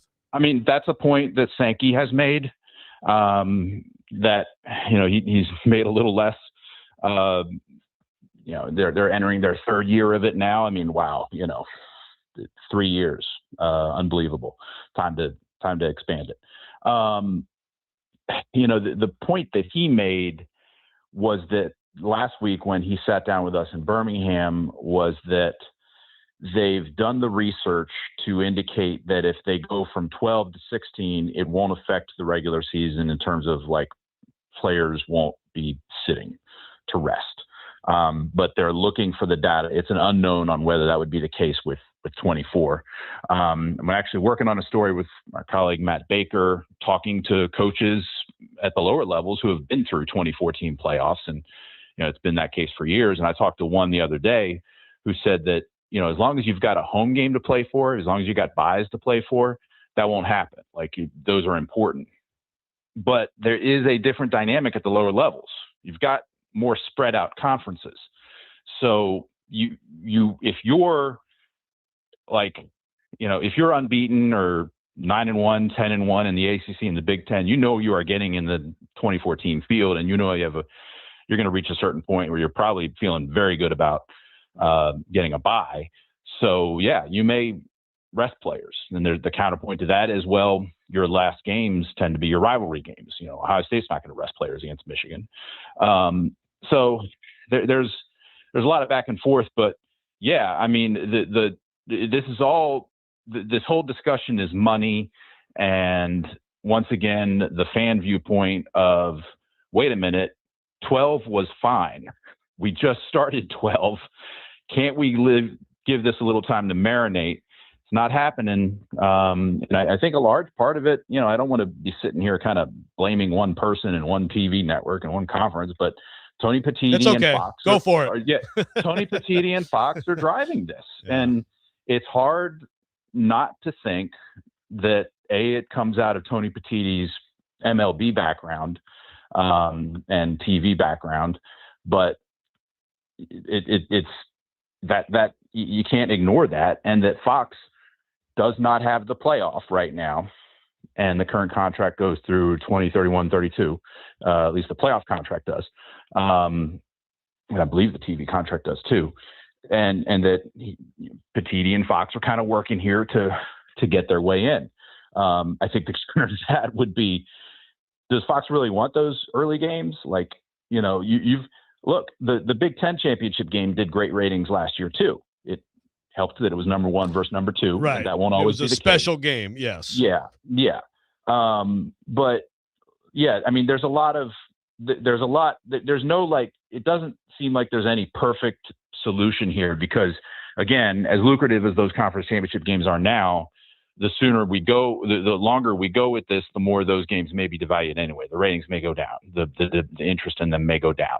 I think the SEC would love to find a scenario that keeps the conference championship game and does something to make it important again, like very important, beyond just being able to say you're the SEC champion. Talking to Seth Emerson of The Athletic, covers college football. Seth, is 24 the final destination for the expansion of the playoff, or is there more beyond that? We go to 32 and then 40. Yeah. I mean, I don't know. I mean, it seems you'd want to say it's laughable, like that this is all it can be for now. But like, I can't believe, this time last year, it was a debate over which 16 team field. Like, it was just a given. It was going to be 16.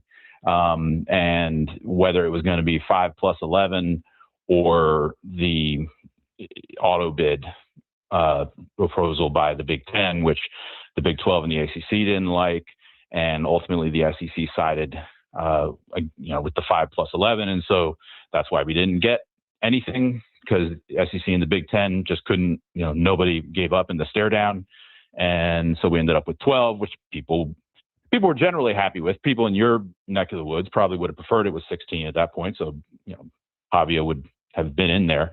Although that would be effective for this year, not for this past year. But you get the point. 16 would have worked last year, and there's a lot of people that think it still should be that going forward. But this time last year, when that was the debate, if you'd said that we're moving towards 24 being likely, it would have been like, my God, like, really? So yeah, can I rule out going beyond 24 eventually?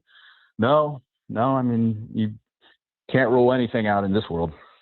Last thing for you, Seth. Sankey, the coaches, ADs are going to meet in a few days. They're going to talk this through.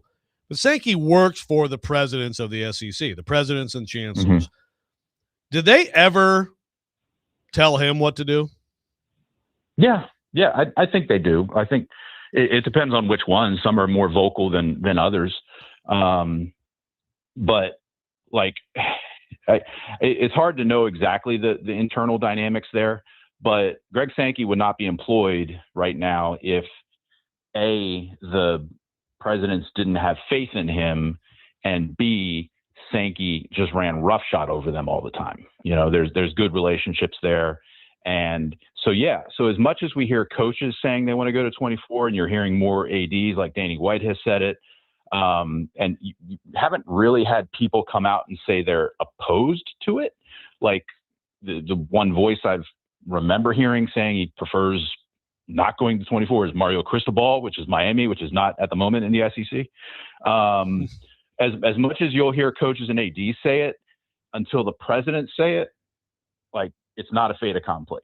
Like, because I've seen this movie before. ADs and coaches both being overruled. I'd have to jog my memory whether that's happened, but I go way back. My first experience in Destin at SEC meetings was when coaches voted against capping signing classes. It was an oversigning thing. If you remember that. Yep. And Nick Saban, a simpler time, wagged his finger at us and whatever, but the presidents overruled their coaches, their powerful coaches. And, we'll see what happens this time. Yes. Because I think it'd be nice. Maybe see some presidents say, hey guys, this is crazy. Let's step back and look at this and be a little bit more rational, but we'll see. It should be fascinating stuff. Seth will be there the whole way. And thank you so much for your time, Seth. We'll talk to you soon. Thanks, guys. All right, Seth bye. Emerson from The Athletic. When we come back on Robby Rexerode, we will react to that and talk more about this ridiculous Tony Petitti idea for a 2014 college football playoff. Robby Rexerode, 102.5 The Game. You can take the Game Nashville Sports Network with you wherever you go. You need to see him improve and carry some people along with him. Just search for the Game Nashville in your app store and listen to all three stations. 102.5 The Game. That coaching staff should be commended. I would tend to believe that they would try to keep him. Apathy destroys a franchise. 94.9 The Fan. But this next one needs to be out in this community. When you get all that money, the expectations go from here, and they're accelerated. And Sports Talk 8:30 a.m. The presentation of Joe Namath is that he was New York, controversial, guaranteed a victory, and that's what changed the NFL. Are all in one place. Your sports live here on the Game Nashville app. Plumbing problems at home always seem to hit at the worst possible time. Hey, Willie Donick here. Trust me, I've been there. Whether it's a leaky faucet, clogged drain, or worse, no hot water when you need it. That's why I rely on Lee Company. Their licensed plumbing professionals handle it all, and they're available 24/7, year-round, so you're never stuck dealing with a problem on your own. They'll save you time, money, and a whole lot of stress when something goes wrong at home. Get it taken care of today at LeeCompany.com. That's LeeCompany.com. All you need. Spring is here, and as the weather heats up, the sports action heats up at Circus Sports Kentucky. From baseball to basketball, hockey to golf, Circus Sports has it all. Circus Sports isn't just sports betting. It's sports betting the way it should be. High limits, player-friendly pricing, and enhanced in-game options. Whether you're looking for playoff futures or props on your favorite players and more, Circus Sports has you covered. And don't forget to visit Kentucky's largest sports book, Circus Sportsbook, located at the Mint Kentucky Downs. Download the Circus Sports Kentucky app or visit circusports.com today. Must be 18 or older and located in Kentucky. Gambling problem? Call 1-800-GAMBLER. Acura's all-new ADX, a compact SUV that isn't just built for one thing, it's precision crafted for everything. To escape the grind with available all-wheel drive. To go with your flow with available Google built-in. Hey Google, turn it up. Okay, turning up the volume. And crafted to be heard with an available Bang & Olufsen premium sound system. The all-new Acura ADX, crafted to match your energy. Acura, precision crafted performance. Take your buzz on go. Google is a trademark of Google LLC. Experience the thrill at Gary Force Acura, proud sponsor of the Nashville Predators. GaryForceAcura.com. Basketball and hockey is heating up, and the best place to catch every rivalry, every dunk and goal, and every nail-biter is Twin Peaks, your ultimate sports lodge. Fuel your watch party with scratch-made favorites, legendary wings, and 29-degree draft beer that stays colder than a courtside or rinkside chill. With wall-to-wall TVs, you're locked into the action from tip-off to the final buzzer. Bring your crew, rep your team, and make every game day a win. Twin Peaks. Eats, drinks, scenic views. Hey guys, it's Big Joe. Let's be real. If something's wrong with your heart, you go to the doctor. If you break a bone, you get it treated. So why do so many of us ignore it when something's not right up in our head? Your mental health is every bit as important as your physical health. Depression, stress, anxiety. These aren't signs of weakness. They're real issues that deserve real care. And worrying about what other people might think, who cares? The strongest thing you can do is take action. When someone finally reaches out and talks to a professional, you can almost see the weight lift off their shoulders. Just starting the conversation can change everything. Unity Psychiatric Care is here to help with trusted mental health providers in Columbia and Clarksville, in person or through telehealth. Make the call. Please don't wait. Go to our website and click the Unity Psychiatric Care link. That's unitypsych.com/Big Joe to schedule an appointment or call 888-508-8002. 888-508-8002. Because taking care of your mental health is taking care of yourself. Your summer starts now with Memorial Day deals at the Home Depot. It's time to fire up summer cookouts with the Next Grill 4-burner gas grill on special buy for only $199. And entertain all season with the Hampton Bay West Grove 7-piece outdoor dining set for only $499. This Memorial Day, get low prices guaranteed at the Home Depot. While supplies last, pricing valid May 14th through May 27th. U.S. only, exclusions apply. See homedepot.com/price match for details. The NFL schedule dropped, and it's time to settle up. There's road trips to plan, hotels to book, tickets to split, tailgates to cover, scores to settle, all the things for the season. But now, when you send $10 or more to a friend with PayPal by May 28th, you could win 2 tickets to every home game of your favorite team. Yep, the whole season. Visit paypal.com/P2P sweeps. No purchase necessary. See website for details, including how to enter by mail. Brought to you by PayPal, official peer-to-peer payment sponsor of the NFL. Ready to weigh in on today's big topics? Call or text at 615-737-1025. Driven by WilsonCountyHyundai.com. Robby and Rexrode, presented by Green Ventures Landscaping. Design, build, maintain. Learn more at greenventureslandscaping.com. Your sports live here on 102.5 The Game and the Game Nashville Sports Network.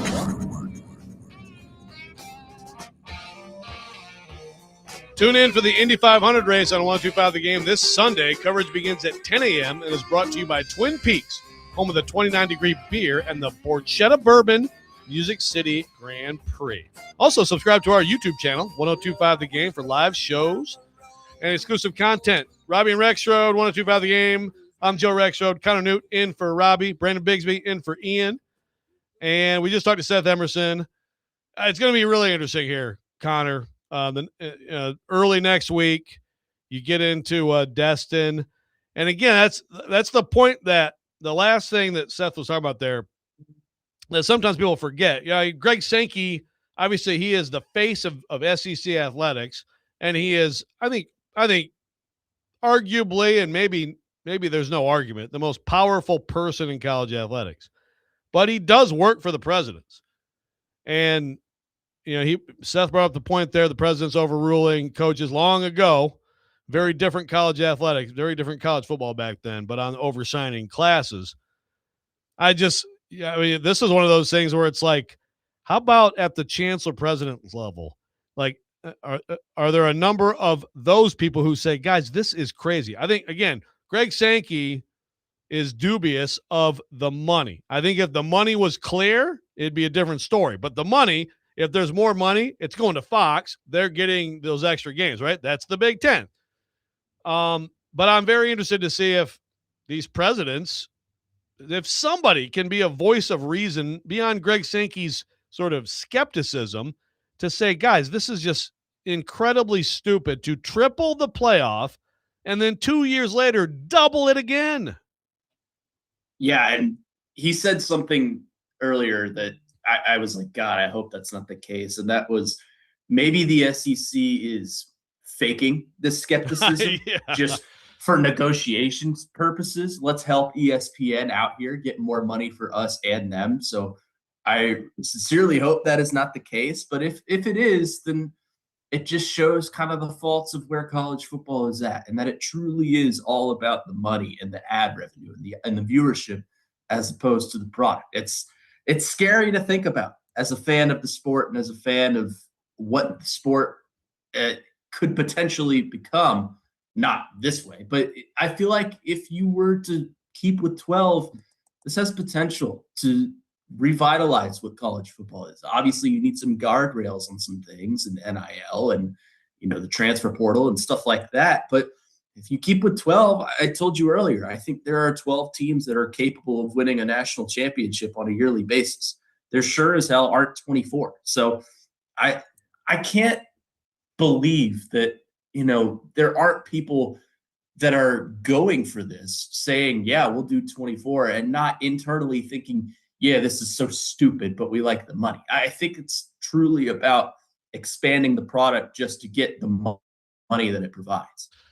Yeah, but then, and then this is where Greg Sankey comes in and says, well, hold on now, because we get to keep all that SEC championship money and it's lucrative and the ratings are great and on and on. Now, I do think, last year you had Alabama, Georgia.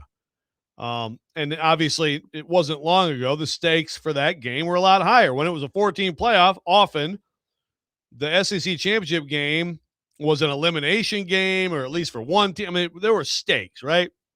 You go to 12, overtime at 12, the stakes are going to be less, but we know we're not going backward.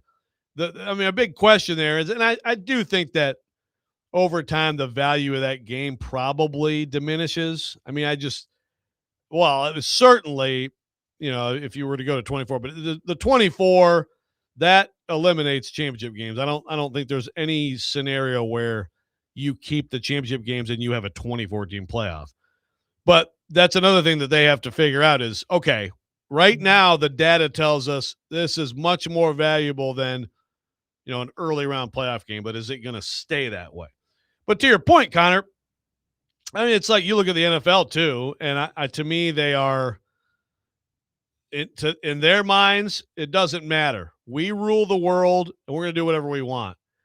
But the international games, the streaming, the trying to hit every day of the week, the diminishing of the Sunday ticket as a product because you're spreading your product out so much. Is it going to hurt them at any point? I don't know. But I think you're messing with things in an effort to make an extra buck that could have a negative big picture effect. I mean, the NCAA is the kings of taking a good thing and ruining it. I mean, I'm not saying that college football right now is ruined. It's still a fun product. It's still something I enjoy. College basketball is the same way. But you're messing with things that people appreciate about that. Like, I'll use the 14 playoff again as an example. I loved the 14 playoff because I truly thought that those 4 teams in the college football playoff were the 4 best teams in the nation. Then they expanded it to 12, and it took a little bit, but I got there. I'm on board with the 12. I'm not going to be able to do that with a 24 because there's no realistic possibility in my mind that there are 12 capable teams of hoisting a national championship. And it's because of what it entails. And I keep hammering home the money aspect. I think that's true. The NFL has something working in their favor in terms of structure that the NCAA doesn't, in that the NFC and the AFC are different conferences, but they're unified under the same umbrella in the NFL, and the NFL has the say over everything. And there's no conference commissioner for the AFC or the NFC. They're just split divisions in a league. That's not the case in college football. Every conference has a commissioner, and every conference dictates its own rules and its own presentation. So that's kind of the minefield they're working with right now. And that, you're going to have some commissioners that are completely on board with it, like your boy Tony Petitti, who just has all the answers to everyone's problems. And then you've got Greg Sankey, who appears to be skeptical of things. And I'm sure that there are some commissioners in the group of 5 for him as well that kind of oppose the 2014 playoff as well. So I don't know. It's going to be really interesting to see what comes out of Destin next week. Are they really what they say they are in the SEC and skeptical of how this 2014 playoff is going to look and how it's going to impact the future of college football? Or is it just a negotiating tactic, like Seth said? That's really interesting to me. Yeah, that would be awful. I hope that's not the case. I hope that there's true skepticism. There should be, for sure. We can get more into this. I also have a question for Connor about his favorite team, which might make him go nuclear. No. Again. We'll see. Robby and Rexrode, 102.5 The Game. This hour of Robby and Rexrode is brought to you by Braves Vision, your new TV home of the Atlanta Braves. Catch over 140 Braves games on Braves Vision this season. Learn more at braves.com/watch. Relax and let Kroger Pickup handle your grocery shopping this week. We start with only the freshest items, then choose your favorites, carefully pack everything up, and load it right into your trunk, so you can feel confident it's what you ordered. Fresh groceries your way with Kroger Pickup and Delivery. And right now, you can save $20 on your first pickup or delivery order. Kroger, fresh for everyone. Now, here's your latest Fox 17 Code Red weather report. I'm Fox 17 meteorologist Greg Bopis. Our forecast starting very warm in the 70s on our way to what could be our third day in a row hitting 90 this afternoon. A little difference in the forecast this time, though. A few isolated showers and storms this afternoon and scattered activity through this evening and into tonight. Your sports live here on the Game Nashville Sports Network. Looking for bold flavor and big-time vibes in Music City? Head to Social Cantina Nashville, right in the heart of historic Germantown. From crave-worthy tacos and fresh Mexican fare to legendary margaritas, it's the perfect stop before the show, after the game, or anytime you're feeling festive. With daily specials, weekday happy hour, and a lively atmosphere, every visit brings the party. Social Cantina Nashville. Loud, social, flavorful, and unforgettable. They call this one Bill. Whoa, aliens? Am I in a spaceship? Affirmative, Bill. Well, what's with the laser saw? Relax. We are cutting our bill in half. What? An Xfinity mobile transmission says you can cut your bill in half.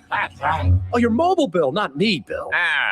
Xfinity Mobile also says we can try it free for a year. Free. Yes, with no commitment. Can we put the saw away? I am reluctant. But we will find another being to bisect. That's not sci-fi. It's Xfinity Mobile. Xfinity Internet members cut your mobile bill in half. Plus, try Xfinity Mobile free for a year. No commitment. Learn more at xfinitymobile.com. Xfinity. Imagine that.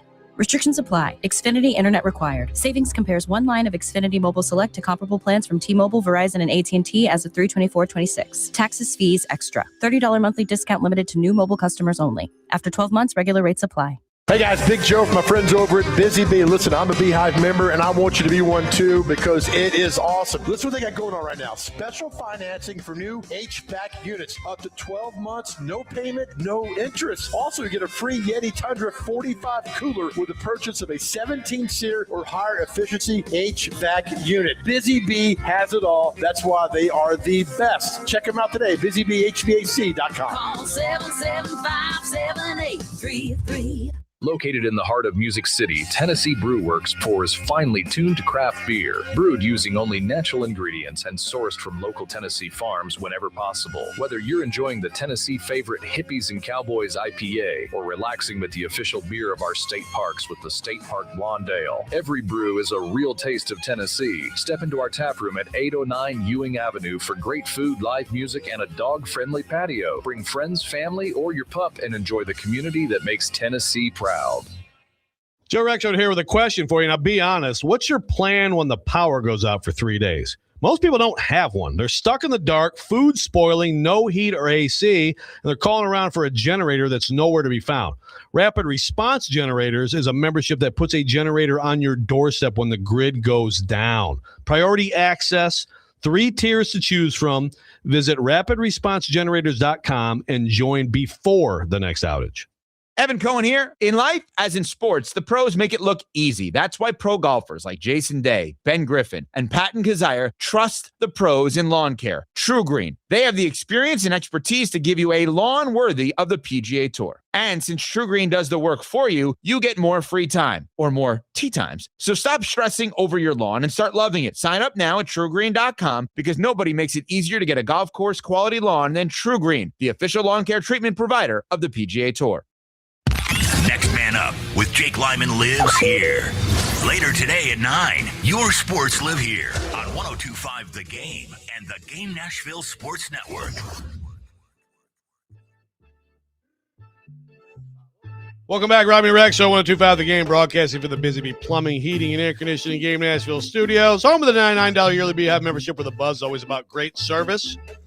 Programming note, today, Vanderbilt baseball pretty much got to win that SEC tournament. Takes on Kentucky in the SEC tournament. First pitch, 1 o'clock. Catch all of the action on 102.5 The Game. Coverage presented by Gary Force Acura. Huge one. Game today against those Kentucky Wildcats, and also this tournament for Tim Corbin to try to keep the 19-year NCAA tournament streak alive. We'll see if Vanderbilt, which of course has just had pitching issues all over the place, can pull that off. They have definitely had a great history in that SEC tournament. So it's a big deal to see if they can try to extend that. So Connor, my question is not for about Kentucky baseball for you, but rather Kentucky basketball. How you feeling, man? Not great. It is what it is.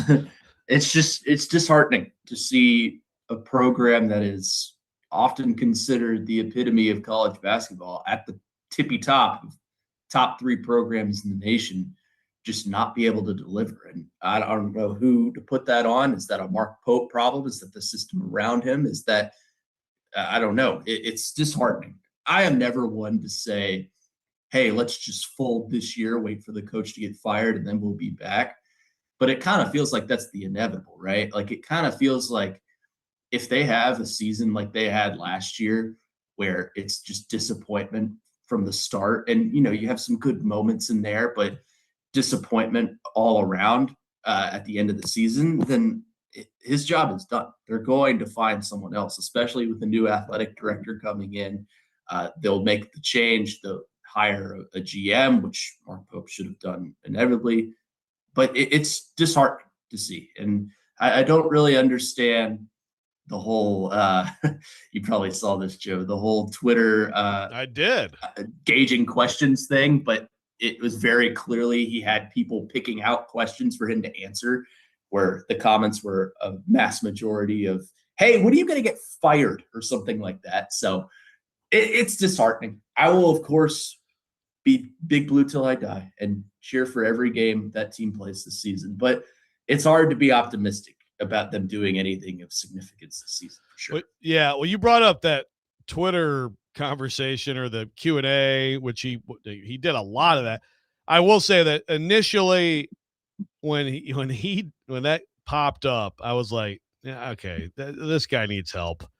Like what are you, Kentucky, what are you people doing? I mean, this, of all times, I mean, because that was basically right at the moment they had lost out on a lot of, both in the portal and in high school recruiting. They just suffered loss after loss. And you just, were getting no traction, and people were peak upset with him, and he went and did that. I thought it was a terrible idea. Now, I did hear from some people who said after it was all over that, like, he did a good job.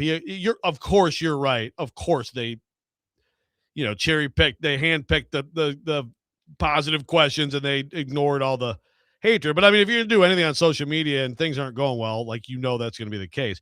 Did you think he handled it okay? Was there any redeeming quality to that situation?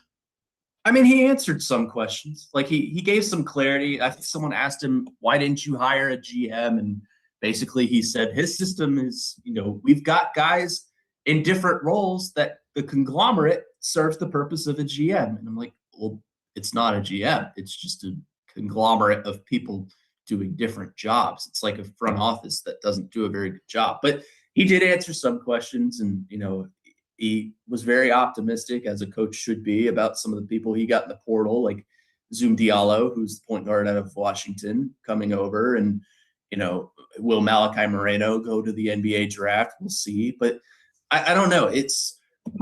I came away not feeling much better about the situation, but I'm glad that he addressed it. I'm glad that he spoke, because that was kind of the knock on him for a while, was he's doing all this stuff and missing on all these transfer portal guys and recruits like Tyron Stokes, and we just haven't heard from him. So it was nice to hear from him, but I didn't come away feeling like super optimistic about the situation either.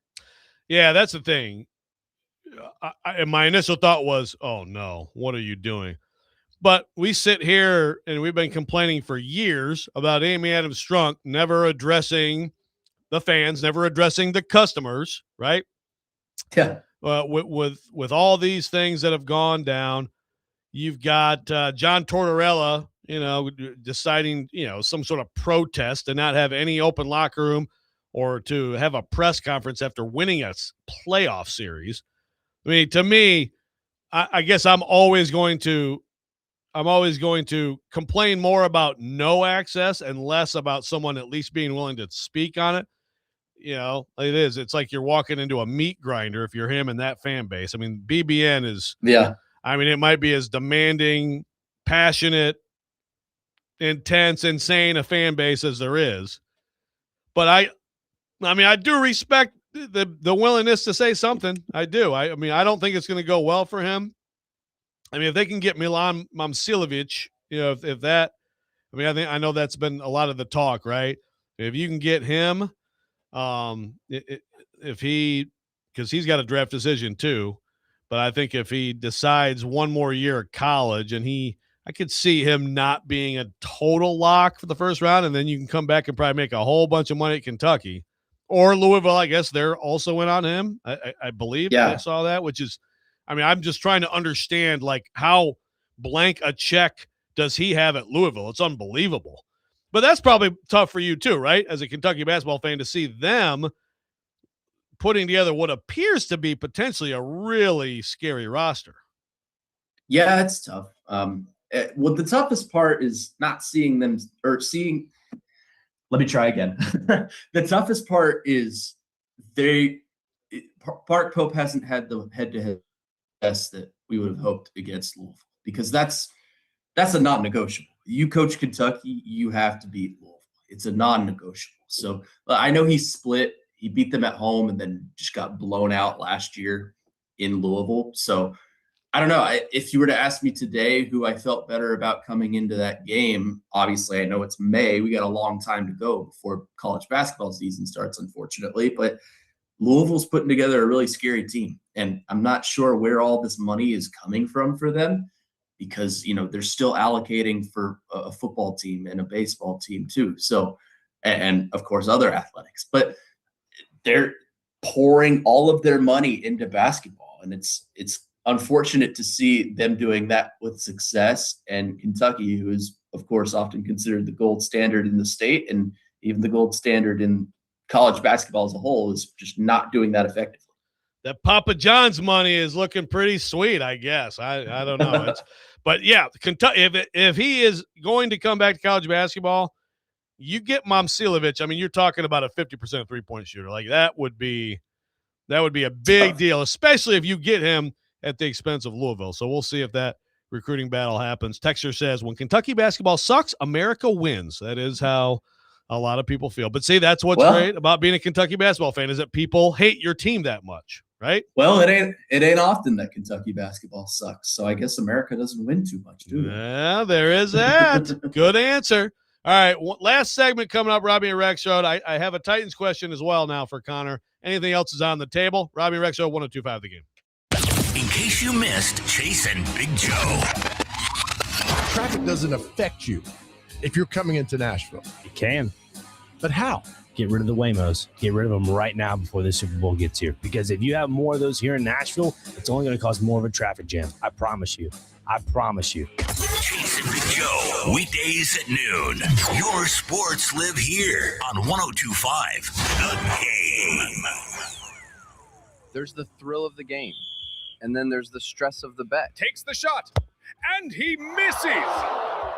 If you're spending more time worrying about the spread than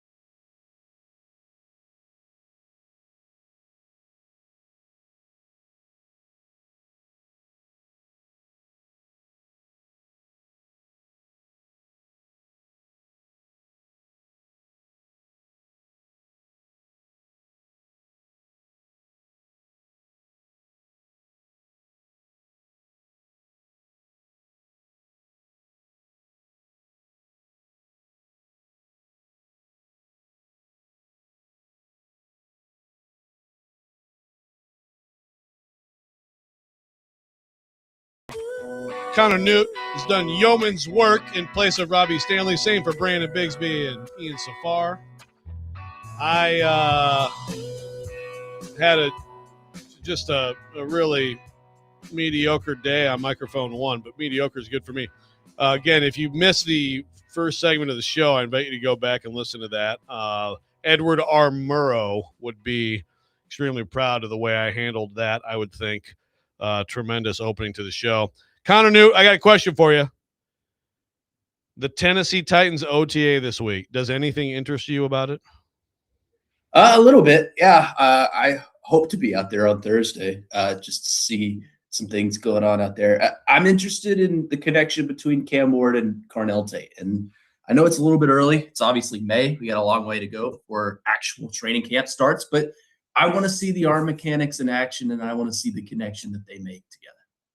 Yeah. I mean, I think that's even really take it to next week, take it to mini camp, training camp. That's probably as interesting because, there's so much that you don't find out about the big folks on football teams during this time of year. You do a little best versus best. You get a little bit of a feel, for some of the pass rushers and the pass protectors and things like that. But, it's that passing game timing is something that's sort of the way it is, to an extent. If the quarterback has a clean pocket and can deliver the ball, and if you've got reps going against quality defensive backs, then you can actually get a feel for that, and you can see that progress. So I think that's top of list for just about anybody who follows this team, right? Yeah, I mean, there's very few that I think you can actually decipher from an OTA. That's one of the few things that I think you can see because they're not going to run a lot of, full-on scrimmages. It'll be a lot of passing drills and maybe a little bit of 7-on-7 and stuff like that. But I think that's one of the very few things that I'm actually interested in seeing in an OTA. When we get to training camp, obviously there's going to be a lot of stuff that I'm looking for, but basically just that. I'm kind of curious to see how Nick Singleton looks. Just in a running back scenario, put him in the backfield and see how he goes. Because I actually think him and Tajay Spears could be a really nice duo if they pan out together because they kind of complement each other. Tajay Spears, as we know, is kind of that east to west running back, doesn't really run it right up the middle. And then Nick Singleton, as big as he is, he better run right up the middle. Otherwise, I'm going to have a problem with it. But I think that's a good pairing. Or they have the potential to be a good pairing, at least. You getting rid of Tony Pollard? Are you cutting Tony Pollard? Where is he in your backfield? No, I'm not cutting. Well, he's obviously running back one, but I don't know. I feel like the age of Tony Pollard, I can't see it really going beyond this year. So I don't know. I feel like I'm kind of looking towards the future a little bit. But in terms of this season, yeah, Tony Pollard is interesting to me. How does he fit inside a Brian Daboll system? And that's another thing. What kind of plays? We're not going to learn a lot about it because there's not going to be too much defense up against them. But what kind of plays is Brian Daboll going to try and run with this passing offense? These are things I'm curious about. So I'm with you. I think Nick Singleton is one of the most fascinating people on this roster and fascinating storylines. I mean, he's an absolute freak. He is a home run hitter. He has all the gifts physically of someone who would go, even in today's running back world, like a second round pick type talent. He also has had an issue with vision. He got passed over at Penn State. I actually think it's more him or Spears as the third down back this year. I could be wrong, but he's a good pass catcher. And I think it's possible, and this is obviously best case scenario for him. I think it's possible that it's Nick Singleton and player to be named later as the future backfield of the Tennessee Titans, with both of these guys, Spears and Pollard, moving on. I think that is a possible scenario. I think he's talented enough that if he can figure it out, and for anybody who paid attention closely to Derrick Henry in 2018 and 2019, I mean, he was struggling with the wide zone, with the reads, with all this stuff, and there was a lot of frustration with him and from him. It was like he's looking for the home run every time. He's passing up 6 and 7 yard runs, and then it all clicked for him, and he became what he is, which is, I mean, he's going to end up being one of the best running backs ever. First of all, I'm not comparing Nick Singleton to his talent. I mean, nobody is 6'3", 250 running a 4.4, still. But Nick Singleton has the physical ability to to be a part of a good backfield duo in this league. And it's a matter of can he figure things out with the patience, with setting up blocks, with seeing things develop. And that's what certainly was the book on him that he struggled with at Penn State. That's where coaching should come in and help him realize his potential. I think it's pretty significant. Well, let me ask you this, Joe. Do you think there's a possibility that Tajay Spears is cut from this team? I'd be shocked if he was cut, but I do think it's possible that Nick Singleton gets some of his reps, and so much of that is pass pro, right? I mean, which is the thing that we never talk about with running backs. But if he, as a rookie, can figure that part of it out, then I do. I think that it could be a Pollard Singleton backfield, but I think Spears would still be – I'd be surprised if he got cut. I mean, I think he's a really good guy in the locker room. Everybody likes him. He's still got some talent. But then down the list, you might be – someone else gets lopped off the end of the room. But Singleton, he's going to be, I think, a very interesting story for this season. And again, maybe it's just – it just doesn't click for him, and he's just one of those big, fast guys who, just can't play. Can't play at the level you need to play. But I think they may have found themselves a diamond in the rough there. Yeah, I'd be okay with it. I mean, for a 5th-round pick, I would love for things to pan out, but I'm kind of treating him as a 5th-round pick right now until I see, on the field what he looks like in an NFL offense. Yes. But he's interesting to me for sure. Very much so. Well, Connor, thank you so much for filling in for Robby. You did a great job. Thanks, everybody, for listening. We had a fun one today. Jake Lyman, Next Man Up, is coming up next. Robby and Rexrode, 102.5 The Game.